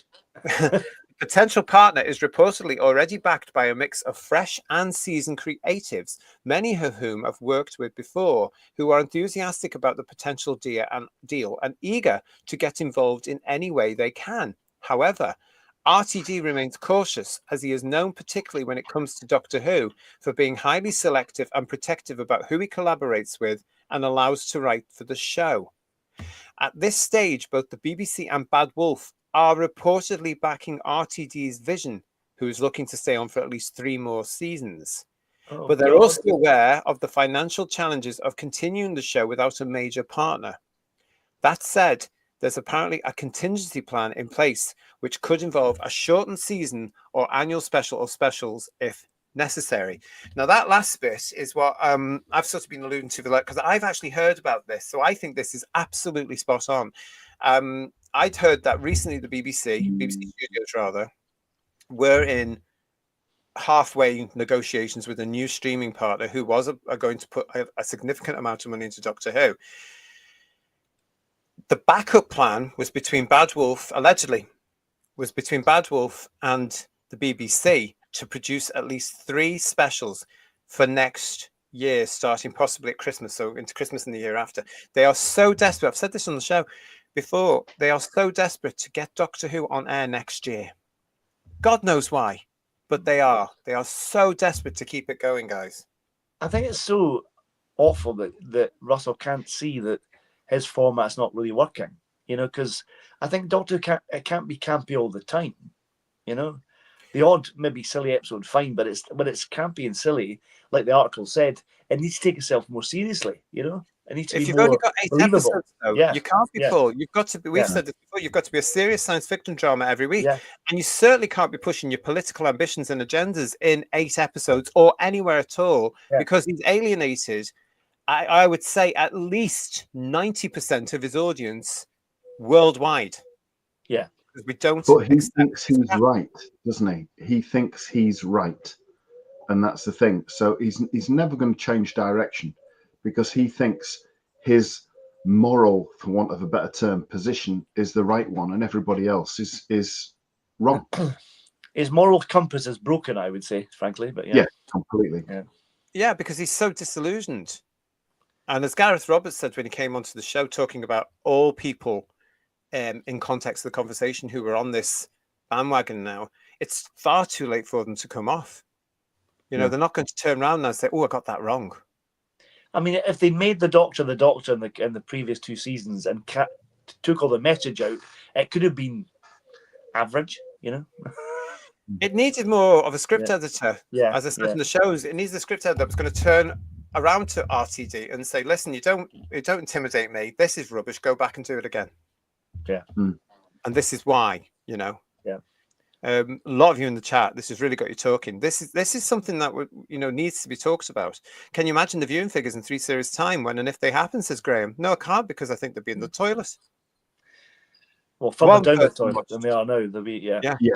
Down Yeah. past the bend. down the U bend, probably. I would say. Yeah, you're right. Yeah. Terry Tease is saying to us here, maybe the problem is bigger than RTD as it's Bad Wolf as a whole. I think it's bad. I'm disappointed in Bad Wolf, Terry Tease, because they've been led by RTD and they've gone down this whole TQ cult agenda because of RTD. They were absolutely fine until he set foot in the building, because look at Discovery of Witches and everything else they've done. Good quality stuff. What was the other one they did? I can't remember. I can never remember the name of the other drama, the fantasy Is thing. Dark Materials? Thank you. Can never remember the name of this. That was very highly regarded, and young people loved it.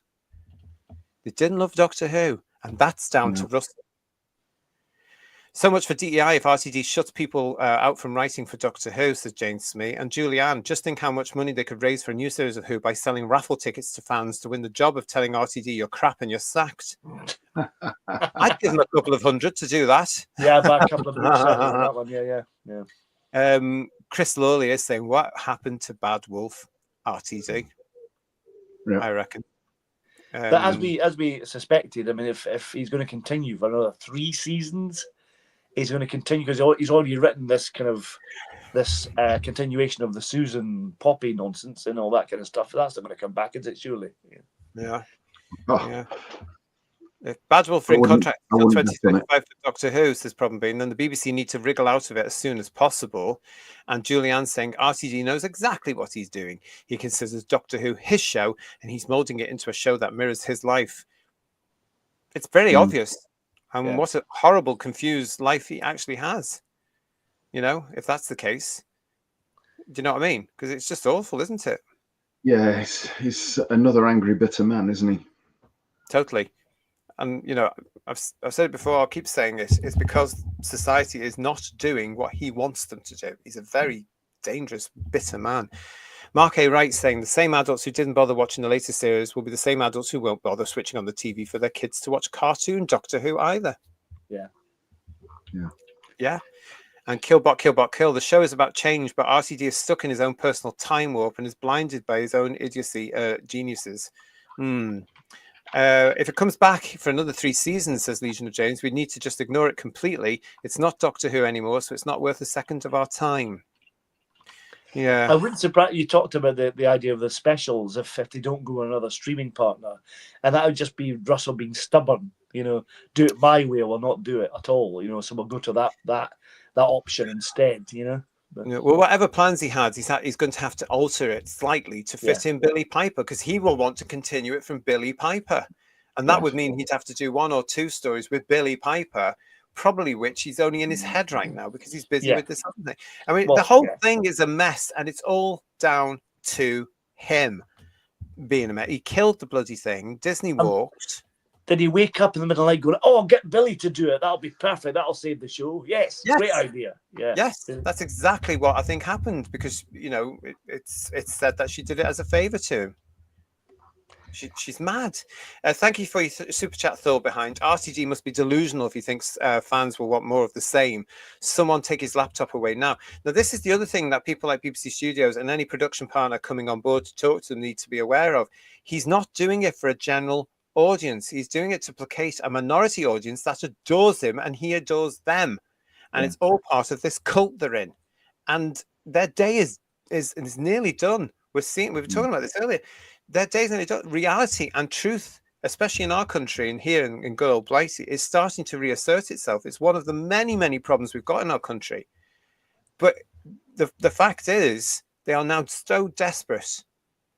And I think the day for all that preaching from that far left ideological nonsense is coming, where really they can't do it anymore. Yeah. And I don't think I'll certainly take his laptop and examine the hard drive, certainly. I just say, JT, sorry, going back, I think we've missed a super chat from Lex a few minutes ago as well. I don't think so. I read one out from Lex, didn't I? He's done 3, I think. The last one was where he asked if he sent us £5. So thank you for that. Right. And it was Sylvester Stallone or Mel Gibson to make a Doctor Who TV series? ? Neither. I'm not into this. I've been getting into this discussion over the last couple of weekends, or last couple of days over this weekend. I don't mean to upset anybody, but from my point of view, Doctor Who is a British show, and enough British stuff has gone down the American route. I don't want any Americans working for Doctor Who, and that includes the fellow that did Babylon 5. No, I don't want you. Is that producing it or actually playing the Doctor? Both. I don't want either. I don't want either. Right. I mean, there's plenty of actors in our country who could do the Doctor properly. Yeah. And we've got our own talent. It's the BBC as well, after all, British Broadcasting Corporation. I know they've got all this bloody DII nonsense going out. But look what Doctor Who's just tried to do and failed with the British audience. Do you think they're going to milk David Tennant again with Billy Piper? Because what a thought, Paul. Choose better words, please. Yes, it's a horrible image, I know. But it's in order to kind of what they did before, when they had him in the 60th, do that, and then tie it all up with bi-generation nonsense, and then start again with somebody else. Well, if he does that, who cares? Yeah. I know, but that's what I think he's going to do. Probably if it goes to specials, he'll do that as a wee format thing.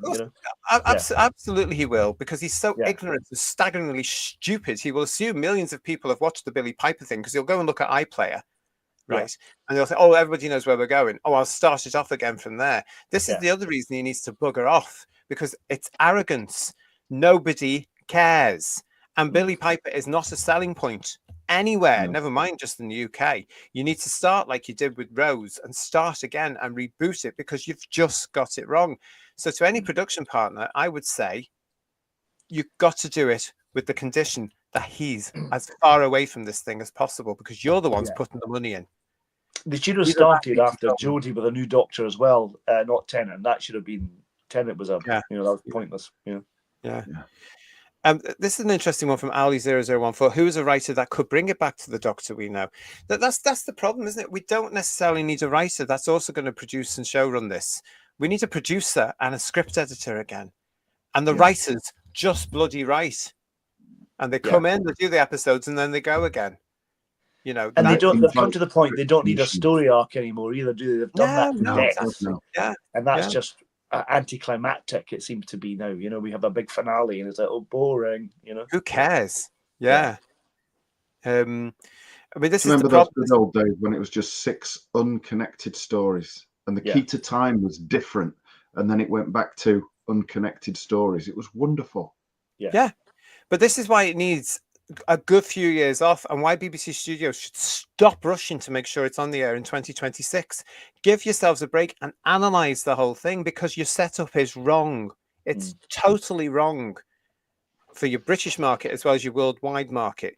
It's got to be brand new, and you've got to look at the past and what made it work. It's got to be a different format. Tanner, hello Tanner, how are you? Good to see you. As an American, he says, I understand and I tend to agree. It's a British tradition. Why change it? That's part of what gives it a charm, even for the viewers in the States. Well, if you look at that bloody thing that was in the last series, what was that story in the engine crap? Yeah. that tried to do something Doctor Who's never done before. Let's never do it again. Yeah. It didn't work, did it? Yeah. No. Awful. You know, I'm going to say as well, Paul, close your ears. The TV movie was set in bloody San Francisco. Yeah.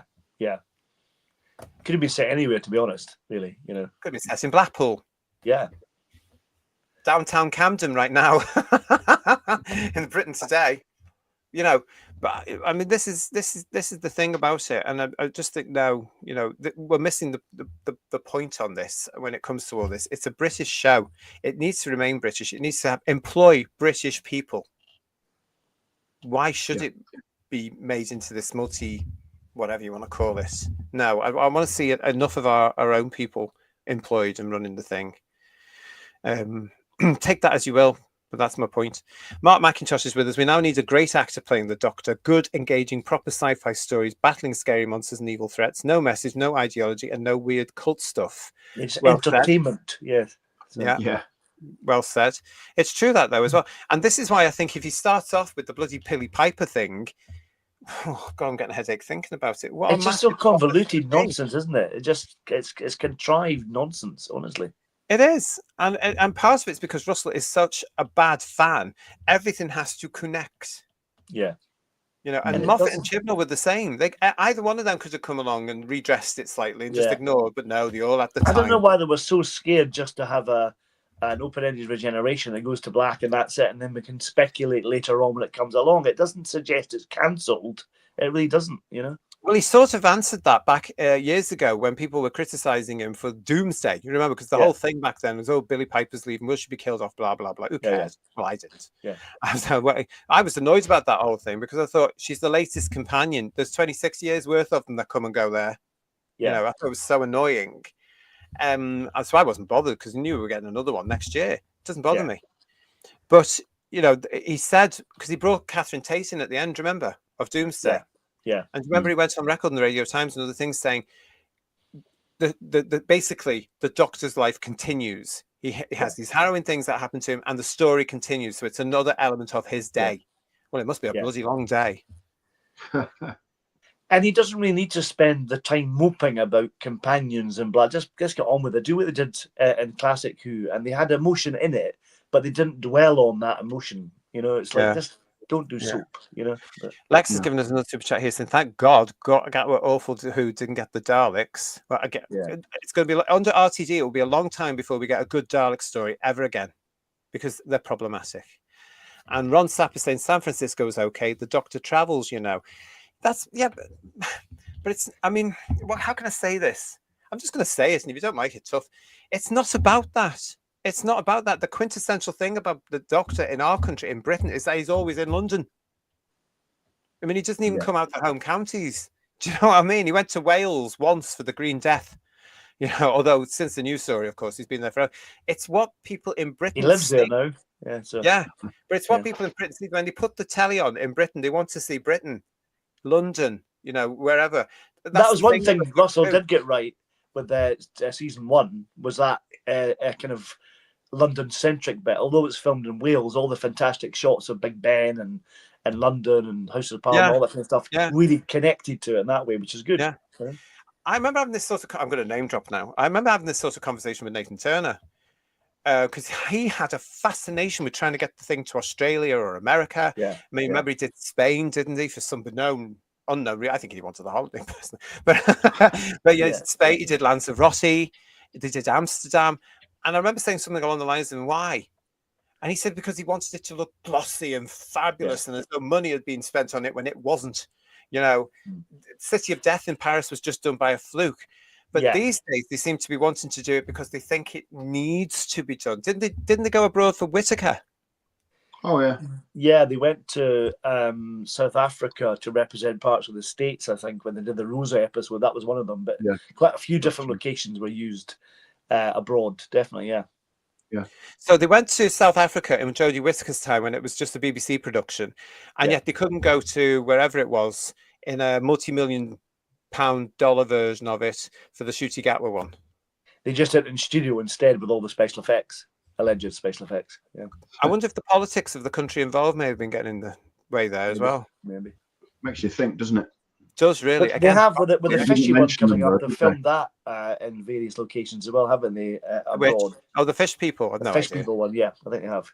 So It's funny with the Gatwa one and that ridiculous hair salon thing is that he's telling his companion how about, he's wearing this black body and he gets discrimination and everything else. And he's Oh, I hate literally that. Yeah. referring to himself as openly, I know it's that word, JT, apologies, but queer and everything. But they're supposedly in Nigeria, and not referencing that level of hate at all is conspicuous by its absence, really. He's not slow at coming forward about alleged hate from white people, but won't mention or touch on the homosexual hate present in that country. It's very selective, isn't it? yeah, it's Turning a very blind eye. sad. They're kind of missing the point, aren't they? Really, because the Doctor travels around everywhere around the universe, and even looking like a white male or whatever, he still would get for being humanoid or being human would have got criticism or attacks from people because he wasn't like a draconian or Sontaran or whatever. He was different. You know what I mean? So it's always been like that. You know what I mean? Yeah. It seems bizarre. Yeah. You know? Yeah. Got a lot of conversation there about what we're talking about. They tried writing for a US audience and failed as Doctor Who's past as British culture, said Chris Lawley. Stephen O'Neill said they filmed in Liverpool during the Whittaker era. Now, I was aware of that because I was in Liverpool the week after and I was kicking myself because I wish I'd been there for when they were there because I would have gone and said hello. They filmed the John Bishop series, didn't they? Flux, Ian, didn't they? As far as I remember in Liverpool, a lot of it. Yeah. He lived in a house. He lived in a house on a street that went right down to Anfield, which I understand is some football ground. Personally, as a Leeds fan, I've never heard of it, but yeah. You liar. The last time we were there, JT, we won. Just throw that in. The whole thing, that the reason it was done in Liverpool, of course, is from Chibnall is up from up the road in Formby. And was a member of the Doctor Who Appreciation Society Liverpool group, like I was. Was that the same one that he was with when he was on Open Air? Was it? Yeah. Yes. Was that the same group? Yeah. That's the same group. I came in at the end of all this, so all that was kicking off. And that's so you missed us chance to be on the telly then. You were... Yeah, but I came in just after that, and they were still feeling the ramifications with the Liverpool Echo and the Daily Mail and all the tabloids getting in touch with them saying, "Can you clarify?" And because of what they said, and the BBC not happy, and John, as I realised years later, raging and cut Liverpool off for years. We cut them off. They didn't get anything to do with Doctor Who. But by then the show had finished anyway, so they weren't too bothered. Luke Davis is saying Hartley Hare is worth a rewatch. Oh, totally. He's an incredibly complex character, sweet and flawed. Pipkins didn't patronise as your young audience to take them for granted. No, because we were made of hard stuff back then, I tell you.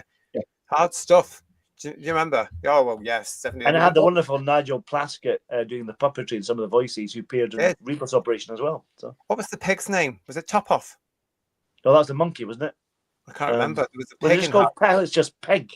Peg. Yeah, it was very simplistic and just Peg, I think. Yeah. I've got the DVD of that. I will go back, Luke, and watch it again. Hello to the Village Pig. Has also gotten in touch with us here. Thank you very much. It's a great theme tune as well, isn't it? The Pipkins. Yeah. Time for a story. That's good for the Doctor Who cartoon. Yeah. Digby Strawberry, thank you for your super chat. The coming gap gives us the opportunity to return to the classic series and concentrate on adventure. It does for us, absolutely. Yeah. It really does for all of us as fans, and that's what we'll be doing here on the channel, as well as lots of other stuff. But in headlines, we are going to be keeping an eye on where it's going. So this alleged production deal, which I'm inclined to believe from other things I've heard, with a new distribution partner who wants to put in a lot of money but have more say in it. It's suggesting as well, from what we've heard, that they have an issue with RTD's vision, as they call it. Yeah. That's going to be interesting for us all to watch, because they're quite right. If you're out there and you're watching this and you are part of that, you're right. Get rid of him. Give us Doctor Who. If we could find out who this streamer was, then we could start lobbying them, couldn't we? We could tag them and with the hashtag and everything, and just make feelings known and point out to them that it will die on its arse if that buffoon is involved in it in any way, shape or form. Yeah. Who do you think, speculatively, who might be the I don't know. I haven't heard anything You about think it's that. I mean, Netflix? We think maybe. I don't know. well, allegedly they were passed over last time, so why would? I Right. mean, it must be one of the big three, and I'm talking Disney, Netflix, or Amazon, because they can't go Yeah. to the likes of Stars Paramount because still they've got this around. thing They called did- Star Trek. Yeah. They did some Torchwoods with Stars, didn't they? Is that some American channel? Are They've they a gone. streamer? No, Have they've they gone. gone? They've become HBO.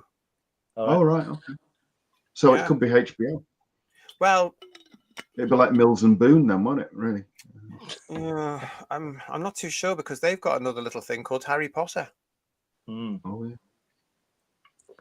Never heard See of the it. market Doctor Who's in at the moment, and this is why BBC Studios are so desperate to get it in there, because there's all these big things going on, which are far more. Even good old Harry Potter is far more powerful than the Doctor these days.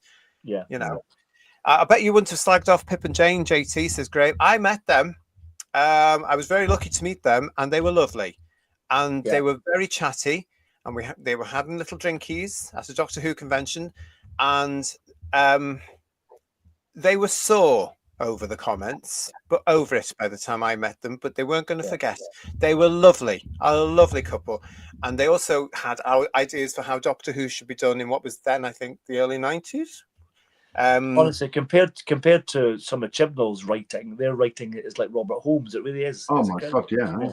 Yeah. They had some amazing science fiction ideas of what they could do with the Doctor with a budget. Mm. Honestly, I seem to recall. They did a few Space 1999s, didn't they? They weren't strangers to sci-fi. No, at they knew all. all about this. Yeah, Yeah. and they loved their science. Hmm. Because either he or both of them were geeks in real science. I think, didn't they have family members? I remember seeing a documentary on one of the, I think, Trial box set, and mentioning that they had family members who are scientists, and they pick their brains for information and try and then develop it into the story and have real science in it, to start with anyway. I think these are people I think they did go to people and say, listen, look at the whole strange matter thing. Yeah. So anyway. Sam said he had his photo taken with Hartley hair last year. I am so envious. He must be How about lovely. 95 now, isn't he? Yeah. Yeah. Not bad for a hair. Very good. Yeah. Just start tagging both Netflix and Amazon. I'll both get the message to anyone else. Start the campaign. #SackRTD, says Legion of James. And Jason Parker saying to us, if Doctor Who, if it returns, needs to stop pandering to USA potential fantasy audiences. Being a US clone show makes boring Doctor Who. I'd agree with you there. Moffat bored the liver out of me with his Matt Smith era. Not much, of course. Matt was the best thing about the Matt Smith era because that's when it started. Because they were aware that BBC America was starting up. And that's the whole point why some of the show lost its Britishness for me there. Yeah. But yeah, a lot of you there. So that's the point on that one that we've got to be aware of, everybody. Are they going to start season 1 every few years because the streamer pulls out, says Paul Toseland? Yeah, I wonder what will be called. Will be season 1, season 42 or whatever it's going to be. Yeah. This is my concern now. The fact that they're so desperately trying to get a streamer and they're so desperately trying to make it international. That's why they've lost the focus. Just do it for the bloody BBC One, for the home audience. Give us science fiction that way, because that was successful for 26 years of the original run, and then the reboot era up until Chibnall. And then just sell it. Sell it. BBC Studio, do what you used to do. Get the money in by selling it to whichever stations out there want it. There's more of them now. Why focus on one streamer when you can focus on the channels in various countries, and then the other streamers, let them come and let them have it as well. You can make more money, surely. Sure. I think stop wasting money on admin and use it for something else. Yeah. Yes. I just don't understand why they get themselves into all these ridiculous, stupid, quandaries. Because I think they're looking at it completely the wrong way. They've got form though, haven't they? The BBC, for getting into all sorts of contractual lunacy situations. I mean, they did. How long did it last after the McGann one? It lasted well into the 21st century, didn't it? And that was 96. So all needed unpicking before they could bring it back. But yeah, they have form for cocking it up and doing it badly. Yeah. And I don't think that's going to change. And one of the things I don't like about BBC Studios is they all think that they're recreating the wheel. And they're not. They're taking over from people that have done things for years and years and years, and they keep making the same mistakes as their predecessors. And I find that very, very frustrating, because not many people well, nobody's been around with Doctor Who all these years because it keeps changing. Yeah. And it's as though there's no briefing to say this is where we're up to and this is what we learned and this is what you don't do and this is what you do. The only thing I know personally that they've learned from was changing the VHS covers halfway through the range. Because the fans went, what are you doing? The shelves don't line up. And then we were stuck with this lot from the DVDs with the great crap at the top and the great, because they wouldn't change them, even though the fans had gone, what are you doing? We don't like these. They must have known our OCD. There must have been some signs, I'm sure. Yeah. Oh, yeah. You know. I'm speaking for myself there, just in case anyone's offended by that. Lex, thank you for this. RTD has become a dictator. Tell me something I don't know, Lex. Plus the news, Warner Brothers Discovery is splitting into 2 streaming services. Is it really? That doesn't surprise me. The whole thing that I'm looking at now, when I'm looking at all the streaming stuff, I'm reading an awful lot in the industry and also the critics who are also giving an awful lot of information because they're not tied to having to, you know, throw the party line there and stay within it. Is that the streamers are in trouble. Without subscribers, you've got no business. And the subscriptions are coming down, it seems, on everything as people go, don't like the Disney stuff now. Let's try Paramount. Oh, Star Trek's not what I thought it was. Cancel that. Let's try Amazon. Or don't like that. We'll go to Netflix. Oh, no, they're too woke. I'll go there. Yeah. It's interesting, isn't it? And this is what is new to all of us because we, especially in our country, because we were used to BBC One, BBC Two, ITV and Channel 4 and now Channel 5. Yeah. That's it. New world. And I don't know if I like it. Thank you very much for that, though, Lex. It's good of you. Thank you. Woodhouse 122 saying if Amazon get Who, they'd want to premiere on their platform before it turns up on the BBC. Very probably, like Disney did. Yeah, that's why we got the iPlayer at midnight. What do you think, guys? Yeah, that worked so well for them the last time, didn't it? Let's be honest. If you look at Bedware's rating analysis for that, you'll see how good that went. Yeah, so. Yeah. But I mean, if they are putting a lot of money in it, you could understand why they'll want that. And it's not, from their perspective, it's not unreasonable, is it? But does it work for Doctor Who in this country? Absolutely not. No, not at all. And they're forgetting this. And BBC Studios, you've got to take this thing off the air for at least 2 or 3 years. Stop rushing to get it back in the can and back on the screens for Christmas 2026 with Billy Piper. It's not going to work. You've got to reformat it and you've got to look at it properly and you've got to look at it from a fan's point of view, from the public's point of view and a business point of view. What you're allowing Russell to give you now is not Doctor Who. Please look at the facts. It shed millions. They seriously can't believe that the past 2 years have been a success. Surely? Really? Surely. Let's have a look at the merchandise that the last 2 series have generated, shall we? Oh. No. Do you remember a couple of years back when there's a photo in the press of that horrible, poisonous little environmental pro-Gaza goblin? We all know who you mean. And she was talking.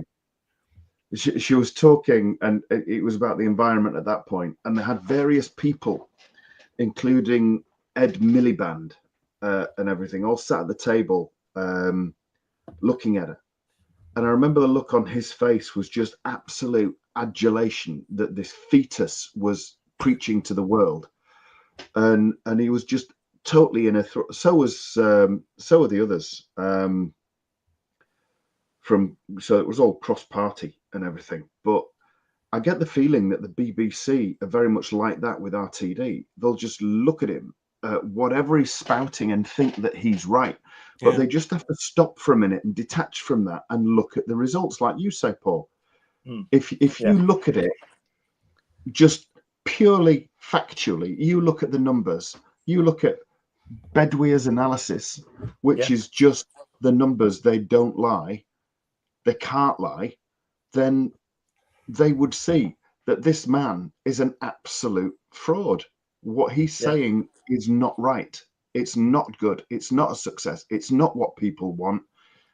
It needs to go, and he needs to go. They need to sever all contacts with him and not have anything to do with him again. Otherwise, forget it. Even with the figures of the ratings aside, they can't have made any money from it, surely. GT alluded to the merchandise and just the sales of the show itself. They don't get money from Disney. I know they got a lot of money from Disney, but that's all they've got. You know, is that, you know what I mean? It's And that's gone into the next, the Fish People thing as well. yeah, yeah. 5 episodes of that. Let's see what the results of that are, shall we? I still got the feeling that they are going to bury it somewhere, but we'll see. Wouldn't surprise me if it turns up at 9 o'clock. Yeah. Is the Might news turn still up on at 9? CBeebies now. You never know. Oh, true. Terry Tease is saying, issue is there are too many political ideology. Can't say that. What's that? Thank you. In the arts, yeah. people need to wake up. Politics, left or right, is all toxic. It's the gamer of division for both sides. The problem is, in our side of the entertainment, it's far too left at the moment, and everybody's jumping on those bandwagons because if they don't, they're not employed. Look at the casting director of Doctor Who. You're not going to get a job with him unless you bend the knee and say, "Oh, I agree with everything you're saying," because that's what they're like, and you can see that when you talk to them. And that brings me very nicely to our next subject, actually, everybody. And this is the big one. It's a big one because, yes, our ex-leading man, who I've got no time for right now, I'm going to tell you that right now, has indeed revealed his true colours. It was pretty obvious when he pulled out of the Eurovision Song Contest. It was pretty obvious because he's part of the show business industry. It was pretty obvious because he calls himself clear a homophobic slur, and it's pretty obvious because, like RTD and everybody around him on the recent versions of Doctor Who, he's a far left ideological nonce. But it's been in the papers now, and again, the papers are seen by the Notwees, millions of them.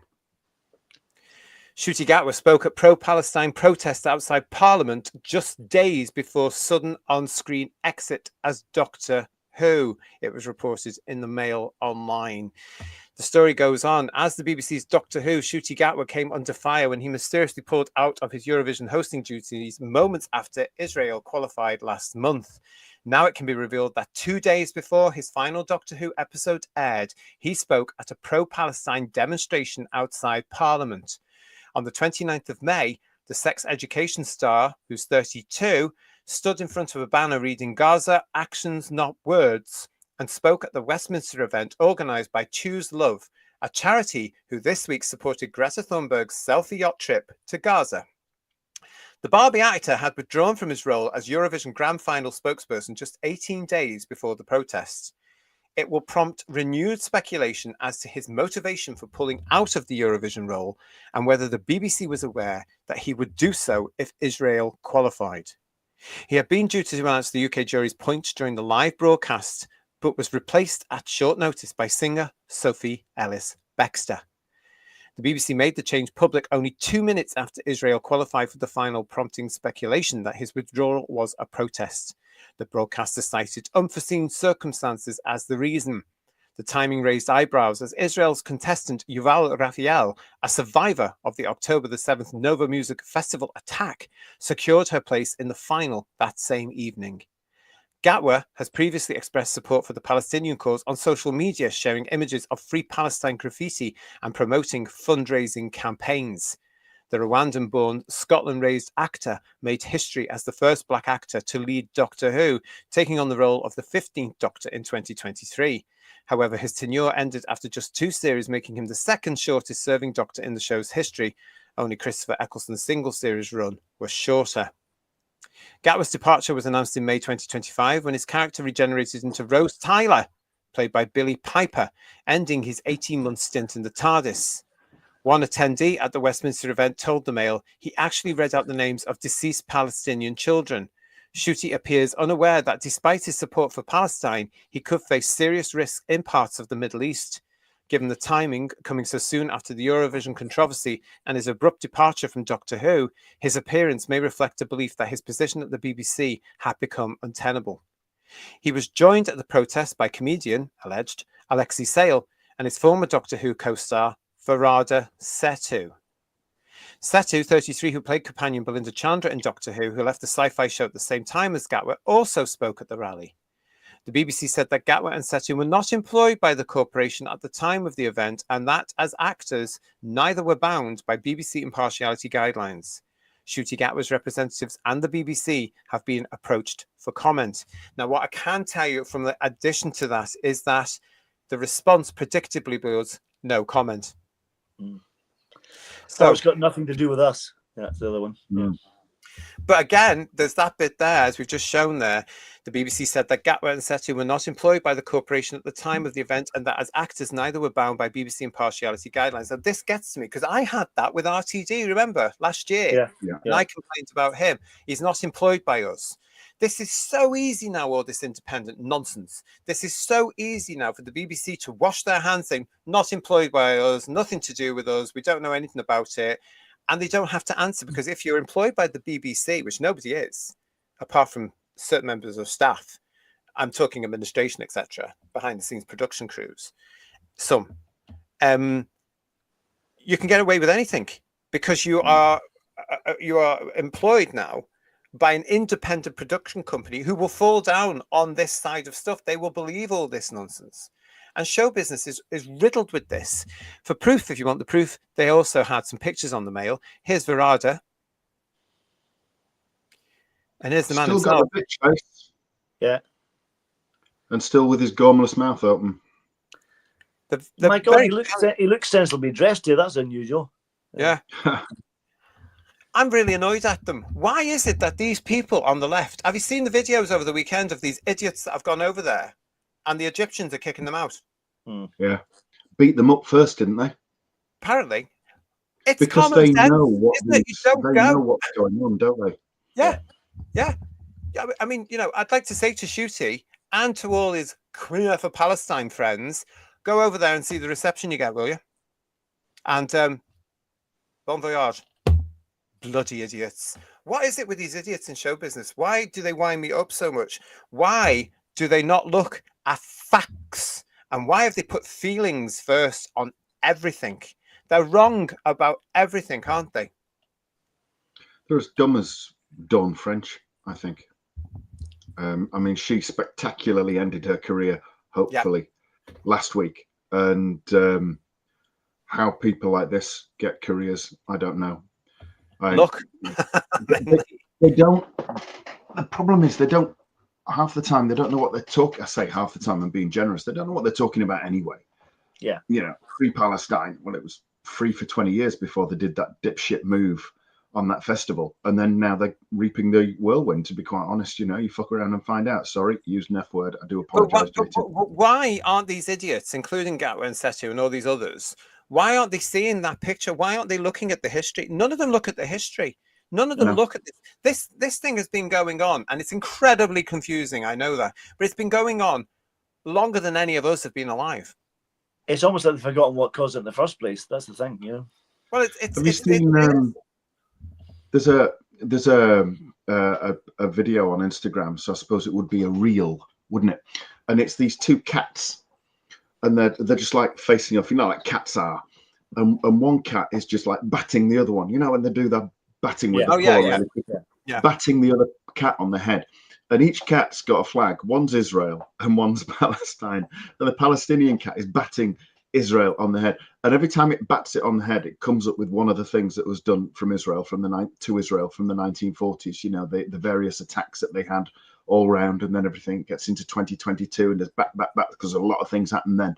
It gets to 2023 and the Nova Festival. And then the other cat, the Israel cat, bats back once and it goes, genocide. It just sums it up perfectly. It's like bat, and it's okay. One retaliation and boom, it's genocide. I thought that summed it up quite nicely. I'm getting this all the time from this industry, apart from some like Tracy Ann Oberman, who see the reality of this. So I wish Joan Rivers was here. She'd have them all sorted like that. By God, I miss Joan Rivers. Margie was saying to us, actors are entertainers, not activists. Not anymore, unfortunately. Yeah. This is what has happened. One of the negative side effects, in my opinion, of the BBC not being the BBC anymore, and with everything being independent, because by God, that's why they all kept quiet in the old days. And also because we had this maturity and classiness to us all. Our political opinions were our own. You didn't tell people who you were voting for. You didn't tell people what you thought about what was going on in the news unless you were private over a drink. You certainly didn't go onto television and start promoting your agendas and your politics in an entertainment show. Did Morecambe and Wise ever do it? No.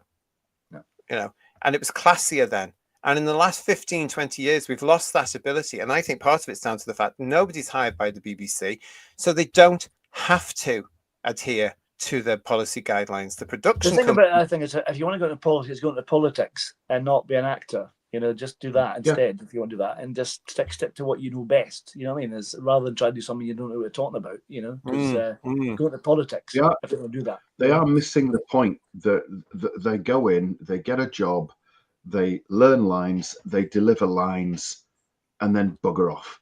They're taking that, and because it's on telly or on film, they assume that gives them some moral authority, and they're just that little bit superior to us normies, the great unwashed. Well, it's that kind of And thing they as well think about that being famous. Because you're famous, you think your voice means something, and it doesn't. You know, Yeah, 'cause or that you're telly, an extra it means level of nothing. You know what I mean? intelligence. It's like, yeah. And The they're annoying really thing not. the annoying thing is as well, I think that you know, because they earn money as well, they think they're powerful. Mm. You know, and they're not. Their show business is a massive echo chamber of stupidity, especially when it comes to this matter and other things like a man is not a woman. You know, but you're right. I think it's because they look down on all of us because they're up on high. I mean, we see this all the time from Doctor Who, from It's RTD illusions down. of grandeur, I think it's called. Yeah. And I just think it's absolute nonsense. A lot of it. And I look at this and I'm just so angry. Now, this guy didn't care about Doctor Who, obviously. Doesn't care. It's all wash. He finished it last year. He doesn't care the fact that he was still on air as Doctor Who and would be for 2 more days when this thing comes up. And he still goes to it. Not one of the other proper doctors, and I'm talking Hartnell to McGann here, would have done that. No. In fact, you can guess their politics, and including Hartnell, Charlton, and Pertwee in this, you can guess their politics. With Tom, you sort of know, but has it changed these days? But you're not sure. Do you know what I'm saying? Whereas now we know where Tennant's lies, we know where Smith's lies, we know where Capaldi lies, we know where Eccleston lies because he's always gobbing off about it, and now we know definitely that Gatwa is far that way more than the rest of them. Although Tennant gives him a good run for his money. Simon Ellis saying to us, it's all to do with what's trending right now in society. They just want to attach themselves to the current social trend to make themselves look relevant. They support blindly again just to be current. Oh. Yeah. Do you reckon? Yeah, definitely. Yes. Oh, bandwagon again, that's it, you know. So. Yeah, that is exactly it. It is that desperate struggle to remain relevant. But why join? Why I don't understand that in that case. Why get it wrong? Well, it's the people that surround them, isn't it? It's that, like you say, it's that industry. It's extremely far left. So that's the echo chamber. And that's why it echoes, because they're all incredibly vacuous, you know? Yeah. The poisonous thing for me about it, though, is that these people, especially in Doctor Who, are supposed to be role models. Now, let's look at the Doctor Who fandom of a certain age. They are mentally unstable, and that's being created by the likes of the people that have been running Doctor Who from the Fitzroy Tavern over the last 20 years. Yeah. And the people in it. And now you've got them pandering. Look at Tennant going off and, we've got this, and we've got, we're in skin in the game. Oh, this and this. Oh, bugger off. And then you've got people like RTD pushing it into the show and then have the nerves to say, oh, young people are anxious. You hypocritical bastard. It's because of you that they're anxious. You've created it. And the likes of you on the far left have created the anxiousness. Just let children be children. Stop telling them they're in the wrong body. Stop telling them that if they're this religion, they're wrong. Stop telling them if they're this. It drives me insane. But if you can convince them that they need to feel anxious, you can then convince them that you have the solution to their anxiety, and you then have control over them. It's a tactic. Yeah. I think it's frightening, though, isn't it? Brainwashing, I think it's called, So. Yeah. This is frightening, everybody. Really frightening. These people who are busy calling all of us because we didn't accept a female Doctor Who, it's Ots, phobes, carried on into Gatwa, and the media didn't help because the media were lying when they were reporting there was a huge backlash to Gatwa, to your casting because of the colour of your skin. Liars. There was not. The majority of us went, oh, thank God it's a man. Yeah. and then came back to watch his episodes and realized it was absolute crap, nothing to do. But they live on the fact that they've got to bracket everybody and put people into these boxes, haven't they? That color there, that religion there, or the unaccepted gays over there, the unaccepted religion over there. They're filth, I think. Absolute filth. Marie, UK, thank you for your super chat, darling. Social media has given everyone a hero complex. It's too easy to say, look at me, aren't I great? But they don't actually do anything heroic. Yeah. That reminds me of how They're not brave enough. That's the thing. So yeah, That's true. yeah. It reminds me of how it should be played from a comedy from a few years ago. Don't look at me, I'm shy, which should be every actor's a mantra, I feel. Yeah. I miss actors trying to hide themselves on the tube. Yeah. Now they come in on the tube, don't they? And expect an adoring thing. They don't put the dark glasses on. They'll just read the Harry Potter book. Of they course, expect a lot of applause. Yeah. You know, they sit there. Do you know what I mean? Do my head in.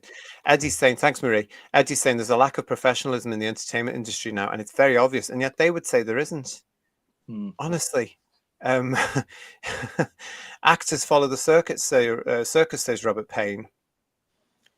And Duncan is saying, remember when Capaldi was waiting for his last episode to be transmitted before he could swear in public again? Yeah, because he was of the Pertwee and Baker mold, wasn't he? Yeah. There was a responsibility from the original Doctors that they were aware that their audience, which was much higher than the Shooty Gatwa era, much higher, had a responsibility, because all ages were watching them. All ages, from the 5-year-olds that CBBS pandered to with BBC Studios to 30-year-olds that are grown up with the show. It's also down to decent production people, because he was out of contract. He was well gone. So even though he was still the Doctor, even though we sort of knew he was leaving on screen, and there was nobody in to manage him from Bad Wolf because the place was dark. There was nobody else around. Russell wasn't going to phone him saying, oh, you don't think you should do that. There was no guidance for these people. And, you know, the fact is, there wouldn't be, because they all believe that they're right when it comes to this matter, which is stinkingly wrong in my eyes. You're ignorant. The BBC's guidelines should probably be rewritten, so it's not just if you're employed with, it probably should be if you're directly associated with as well. So if you're currently in the lead role of a BBC program, but it's made by a third party and you're therefore under contract to the third party, yeah, fair enough, but you are directly associated with the BBC, and what you're doing is going out on their channels. So I think it should be extended to that, to be quite honest. It's just the BBC's way of getting slopey shoulders, isn't it? Yeah. I think it's also, when you look at the fact that one of the reasons I don't watch the news anymore on the likes of BBC or ITN, which also does, of course, the news for Channel 4 and Channel 5, Sky, it's all completely biased. And I am sick of it. I am very proud to have Jewish friends. And I'm sick and tired of the way that they have been bombasted over the last couple of years, you know, which came out of nowhere. And I'm just sick about it. And it reminded me again of how they branded people that voted for Brexit, how they branded people that didn't vote for the Scottish independence. Anything that the left wing didn't want, they got branded. We were all isphobes, and, you know, it's still going on, isn't it? You know, Frankie is saying to us, maybe Doctor Who has been making me depressed. Well, it wouldn't surprise me. Yeah, me too, yeah. Yeah. And Terry T saying, guys, the arts are left-wing and have always been left-wing, and nothing will change that. Very few artists are not left-wing, that throughout all of history, it's a game to divide people. I know, I mean, I've been in the industry myself, and I know it's left-wing. I know it's left-wing. However, now I'm not seeing left-wing. I would say, I've said it before on the show, a mate of mine said to me a wee while ago, we didn't leave the left left us. And that's the truest thing I've heard in ages, because they were going to places I couldn't go to, which is why I'm now more middle right, I would say, because I'm opposing and I'm fighting them and I'm arguing against them, because they're far left, and that's dangerous. And we're seeing that, I think, every day. I don't know what you guys think. I think you're right. I think it has changed, so it's gone so far the other way. It's quite scary, really, isn't it? You know. But they really try to push the ideology as well, and they will spin, certainly the news channels, they will spin a story and certainly put their preferred slant on it. They're not unbiased in the way that they report the news by any stretch of the imagination. It's quite shocking, really. And then there's certain things that they won't report at all that are quite important. But you know, when the BBC are covering everything that's going on in Gaza, and the BBC News are obsessed with Gaza, but it's always from a pro-Palestinian perspective, always. Well, it doesn't surprise me at all. No, it's basically the Israelis should have, or Jewish people should just be prepared to be butchered and not get angry about it. And if that hadn't happened, they just have to accept that every single day there would be rockets fired at them, which there were, you know, and going down into a bomb shelter, either at home, work, or school, should be a natural thing, and they should not get angry about it. That's just the price they have to pay for being Jewish. And that's what it was. But God forbid they fired back at where the rockets were coming from, because then you've just bombed a school. You know, they like that, don't they? They're very, very, very biased, and it's quite sickening, really. It's not just sickening. I can't believe. I think you know, it's also ignorant. They haven't looked at the history of this. This is why I'm saying I wish Joan Rivers was here, because she would be bloody huge right now. She would be huge. And the first thing we said, they started it, and then she would go off and she would make it funny, but the point would be there. God, I miss that woman, because she would have had this like that, and she would have been on every YouTube show going. She would have been on every big American show. She would have been on the news. She would have been putting people in their place. And there's nobody to do that. And it must be terrible as well being I mean, look at the hassle Tracy Ann Oberman has had on her ex over the last couple of years. You know, that's shocking. Other people coming out on that as well. It's disgusting. But it's made me, I'm hoping these idiots are actually looking at the reception that these people have had. These far left liberal idiots who have left the country with their philosophies and their ideology and gone over to countries where they are not welcome and not wanted. You know, and you see them and they're crying, oh, they've taken our passports off us. Well, what do you think they were bloody well going to do, you idiot? And for somebody like Gatwa, you know, and all these, as I said, all these queers, homophobic term for Palestine, you bloody ignorant fools, you idiots, you've got no clue. If you went there, they would behead you. Homosexuality is criminal. They do not accept it. And the only place where it was welcomed and where it was celebrated and which had a pride was Israel, you bloody idiots. What are you doing? Wake the hell up. They annoy me so much with their prancing about, virtue signaling. I mean, I've seen some of them in America mainly, because you get all these young, I'm going to call them reporters, because some of them are very good on YouTube, aren't they? And they go out with their little phone and they go to the marches and the prides and stuff in America, and they'll say, right, why are you here? And then they can't answer it. Yeah. Well, no, they can answer it to a point, Paul, because you get all these clowns in all their rainbows and stuff. They say, why are you here for queers, for Palestine? And they'll go, oh, because we're all a minority and we've got this and we've got this. And then these very bright, intelligent kids say, yes, but what about this? And what about the fact that if you went there, this would happen? And they go, I don't know enough about it. That's the clue. Yeah. Well, go and bloody learn then, you idiots. Or get on a plane and try it. Sayonara. Because they wouldn't be going home again, would they? They'd drive me mad. And Shooty Gatwa, part of that with his companion, and they were both on the television on BBC One on a primetime slot at the time.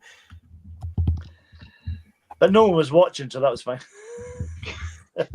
I'm just concerned. Like I mean, he's look at that racing. headline, Doctor Who. He's still going to have that tag Doctor Who for the rest of his life now, and with all this nonsense that's going to come along and keep going along. What was laughable in the article was they kept referring to in different shows or whatever. Barbie actor. He's in Barbie for about 30 seconds, isn't he? I wouldn't know. I didn't see it. I have got a couple of friends that went to see it with their daughters. One of my mates actually fell asleep during the thing because it was for his little kid. But another friend of mine went with her daughters, and she loved it. She said it was brilliant. And I said, "What was Shooty Gatwa like?" And she went, "Who?" Yeah. You know, I think it's definitely blinking you miss it. it must be, really, because she would have yeah. known, wouldn't she? You know, if you've been, but it was all about the blonde lady. Oh, Barbie. Anyway, what's this from Gilliam? You've been sitting there for a while. Oh, JT, that's unfair. Would love a female Doctor Who, but the writing on her was the worst. It made the show unwatchable. Oh, Gilliam, you should know me by now. I'm going to disagree with you completely. I didn't want a female Doctor in 1981. I didn't want one in 2017, and I don't want one never again. Yeah. I think the great thing about what happened with Chibnall and Whittaker is the fact that they proved the Doctor is not a female, it's a male role, and there's nothing wrong with that. And I come from a point of view, Gilliam, as a fan of Doctor Who all my life, and growing up with the original, much more superior series to this crap that's on now, is that it was established that the Doctor was a male of his species and that Time Lords were males and females. I don't believe in the tick boxing and the DEI crap of saying, oh, it's about time he became a woman, because that's all it was for. Remember the glass ceiling trailer? Please. Yeah, that's all it was. Yeah. It's all it was. It was tick boxing. And also because I think the BBC and all its far left lot thought a certain woman was going to become the president of the United States. That didn't happen, did it? I swear, honestly. Sky News lost £30 million in last year, so Comcast might merge it with MSNBC, as MSNBC is being spun off by Comcast, says Frankie Stamger. Is that what's going on? There's a lot of speculation about Sky here, and quite frankly, I don't care. Because I wouldn't care if the BBC folded tonight. Wouldn't care. No, they've all brought it on themselves. Yeah, exactly, Third Doctor, and that's exactly what I think. And I wouldn't lose any sleep over any of them. And even though the likes of certain people, like authors and stuff, come out and say people who are supporting to fund the BBC or want the BBC scrapped haven't thought it through, because what would happen to Doctor Who? Doctor Who is owned by BBC Studios, which is an independent force to the BBC. And as we're seeing now, they would try and find a way desperately to make sure Doctor Who is still around because they want the money. Yeah. The reason why Doctor Who is making people depressed is, says Simon L., because it has too much of the real world in the show, and we can't escape the world anymore when watching it. That gets exactly. Yeah. It's true, that, isn't it? Yeah, absolutely true. It's true. Do you remember? I've always thought, when I was a little boy, one of the brilliant things about the Tom Baker opening titles when I was a little boy, apart from giving me those chills up my back, oh, I can feel them now actually, with that music and that blue, and then his face coming out, was it was taking me into the Doctor's world. Yeah. You forgot about school, and you forgot about adults arguing or whatever was going on at home. You forgot about your friends, because we were all at home watching Doctor Who anyway. And you had these 25 beautiful minutes of exciting adventure with Daleks or Mandrills or the Naimon or whatever it was going to be, the Crinoids, whatever it was going to be. It was fabulous. And then after the 25 minutes, the show brought you back into the real world through the same thing. Yeah. Magical. That's what's missing from Doctor Who today. Escapism. Well done, Simon L. I love that. Brilliant. Life Upgrade. Hello. Nice to see you. Welcome to Who's Views. How would fans reacted if 15 regenerated into Shooty Gatwa? I thought he was the 15th. I thought it was as well. Yeah. Yeah. Well, so if Gatwa regenerated into Gatwa? I would have cried. It would have been me doing all the crying. Yeah. It would be, honestly, I would have done all the crying for that. No, I think for me, it should have. There's actually a little bit in there that you can see where they just plonk Billy Piper's face on, where it goes a little bit fuzzy. That's the moment they should have cut. Yeah. Bang. That's it. Simple as that. Yeah. Wrestling reviewer Daniel, the left has gone extreme. I, like you, JT, was left leaning up until 2016 when the left went screw. But I think most of us were, to be honest. I've never met anybody that's far right. Actually, that's not true. What am I saying? I'm gay. Of course I have. Back in the late 80s, early 90s, I have. And we deal with them. But in recent years, let's say for the last 20-something years, I've never met somebody that was going to come out and say blah, blah, blah, But I notice more of the far left now doing exactly what the far right would do. And it seems to be accepted. So they're looking at speech, they're burning books, they're dictating to us, they're telling us what we must think, they're telling us lies, they're pushing crap. Anybody seen Emily Maitlis, allegedly? All this sort of stuff. And they're getting away with it, whereas the other side were. And of course, now even our own Prime Minister called us all right wing. Oh, yeah. Yeah. Yeah, and if you don't like it, you can leave your own country. You can leave. Yeah. Yeah. Well, he's doing his best to replace everybody anyway, isn't he? Saying actually, what's the point in us all going somewhere else when they're all bloody coming here anyway? I read that report recently, and it really quite worried me that in the next 30 years, we're going to be the minority in our own country. British people will be a minority. That scares the life out of me. I don't want that. Call me what you like. I don't want that. I miss the Britain I was born into. All in the sake of blooming diversity and inclusion. It's not worked. I was there at the beginning of the century when they started to tell us all this. It's not worked. I don't think. You can agree. You can disagree with me if you like. There was there's a YouTube channel, Andrew Gold, Heretics. Oh yes, Andrew Gold. Yeah. Didn't he get a lot of flack? He did get a lot of flack, and he was speaking to. I've just brought it up so I can get the name right. He was talking to a Professor David Betts. Okay. And it was only published. It's had 400,000 views, but only 17,000 likes. So it's important to hit the like button, isn't it? Like now, do it now. But so it was only on 3 days ago, and it was called "Civil War is Coming." And he was talking with Professor David Betts, who was a very calm guy, Canadian guy, seemed to know his stuff. And it was really quite alarming what he was saying about the sort of like social political situation in the UK, and with regards to all the different pressures, including immigration, because most of the immigration into the UK is illegal immigration, isn't it? Because they're coming over on the boats and everything else in huge numbers, and that's only the ones that are known about. And his analysis seemed to indicate that we were already past the point where it's sort of like a slow slide into what would be a civil war scenario. It was a fascinating watch. It's about 3/4 of an hour. I would recommend it. It was really good. I've watched some of his. I don't understand why he gets. Well, I do understand why he gets the flack, because he won't toe the party line and he won't say what these people want him to say. But he's had some very good interviews with people who are standing against the TQ course, and they're the ones, of course, I've gone into. And he's learned what he's done. He's had these people like Andrew come onto his show, and he's sit there and they've explained what's going on, the homophobia of the TQ course, and the fact that this has happened and this has happened. And he's had some wonderful people going on to say, well, this is what happens when a man can get into a female space, etc. And they're very good interviews. And he's learned, because at the very beginning he was like, well, I don't know anything about this subject. So each of his guests, as far as I can see, he's interviewed properly and listened and thought, I've making my own decision now because I'm looking at all this. I think that's very good. Was he the same guy that the James Dreyfus interview recently? Yeah. Jimmy was one of the ones I saw. Yeah. Watch out for him if you're in the United Kingdom, by the way. Jim Dreyfus is on tour at the moment, as I mentioned earlier on the show, with a great show. Have a look to see if it's near you. And if it is, go along and have a good time. Apparently, it's very good.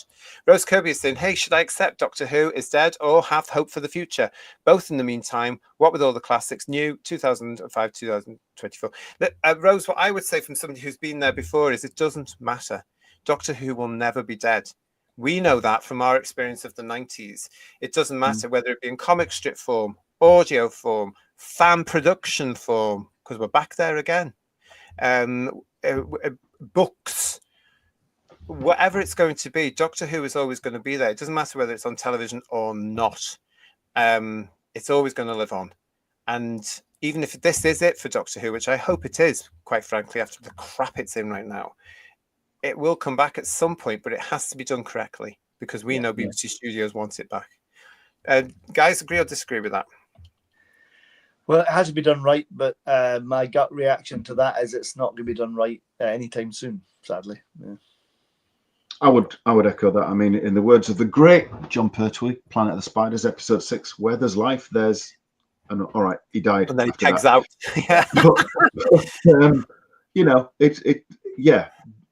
Doctor Who will never go away. It's always going to be there, but it cannot be continued by the morons that have been running it for the last, since 2005, to be fair, because it's always had that edge on it, and it's just got progressively worse. It needs to be professional people that don't have an investment in it in the first place from a fan perspective. They need to be doing it from the perspective of honouring the legacy and doing it properly, not camp, not twee, not political from a certain incredibly small minority point of view. Yeah. It needs to be what it always was originally, which by default was for everybody. Yeah. And they took that beautiful thing away, didn't they? They decided it wasn't going to be for everybody. It was going to be for a minority. And now they can't accept that didn't work.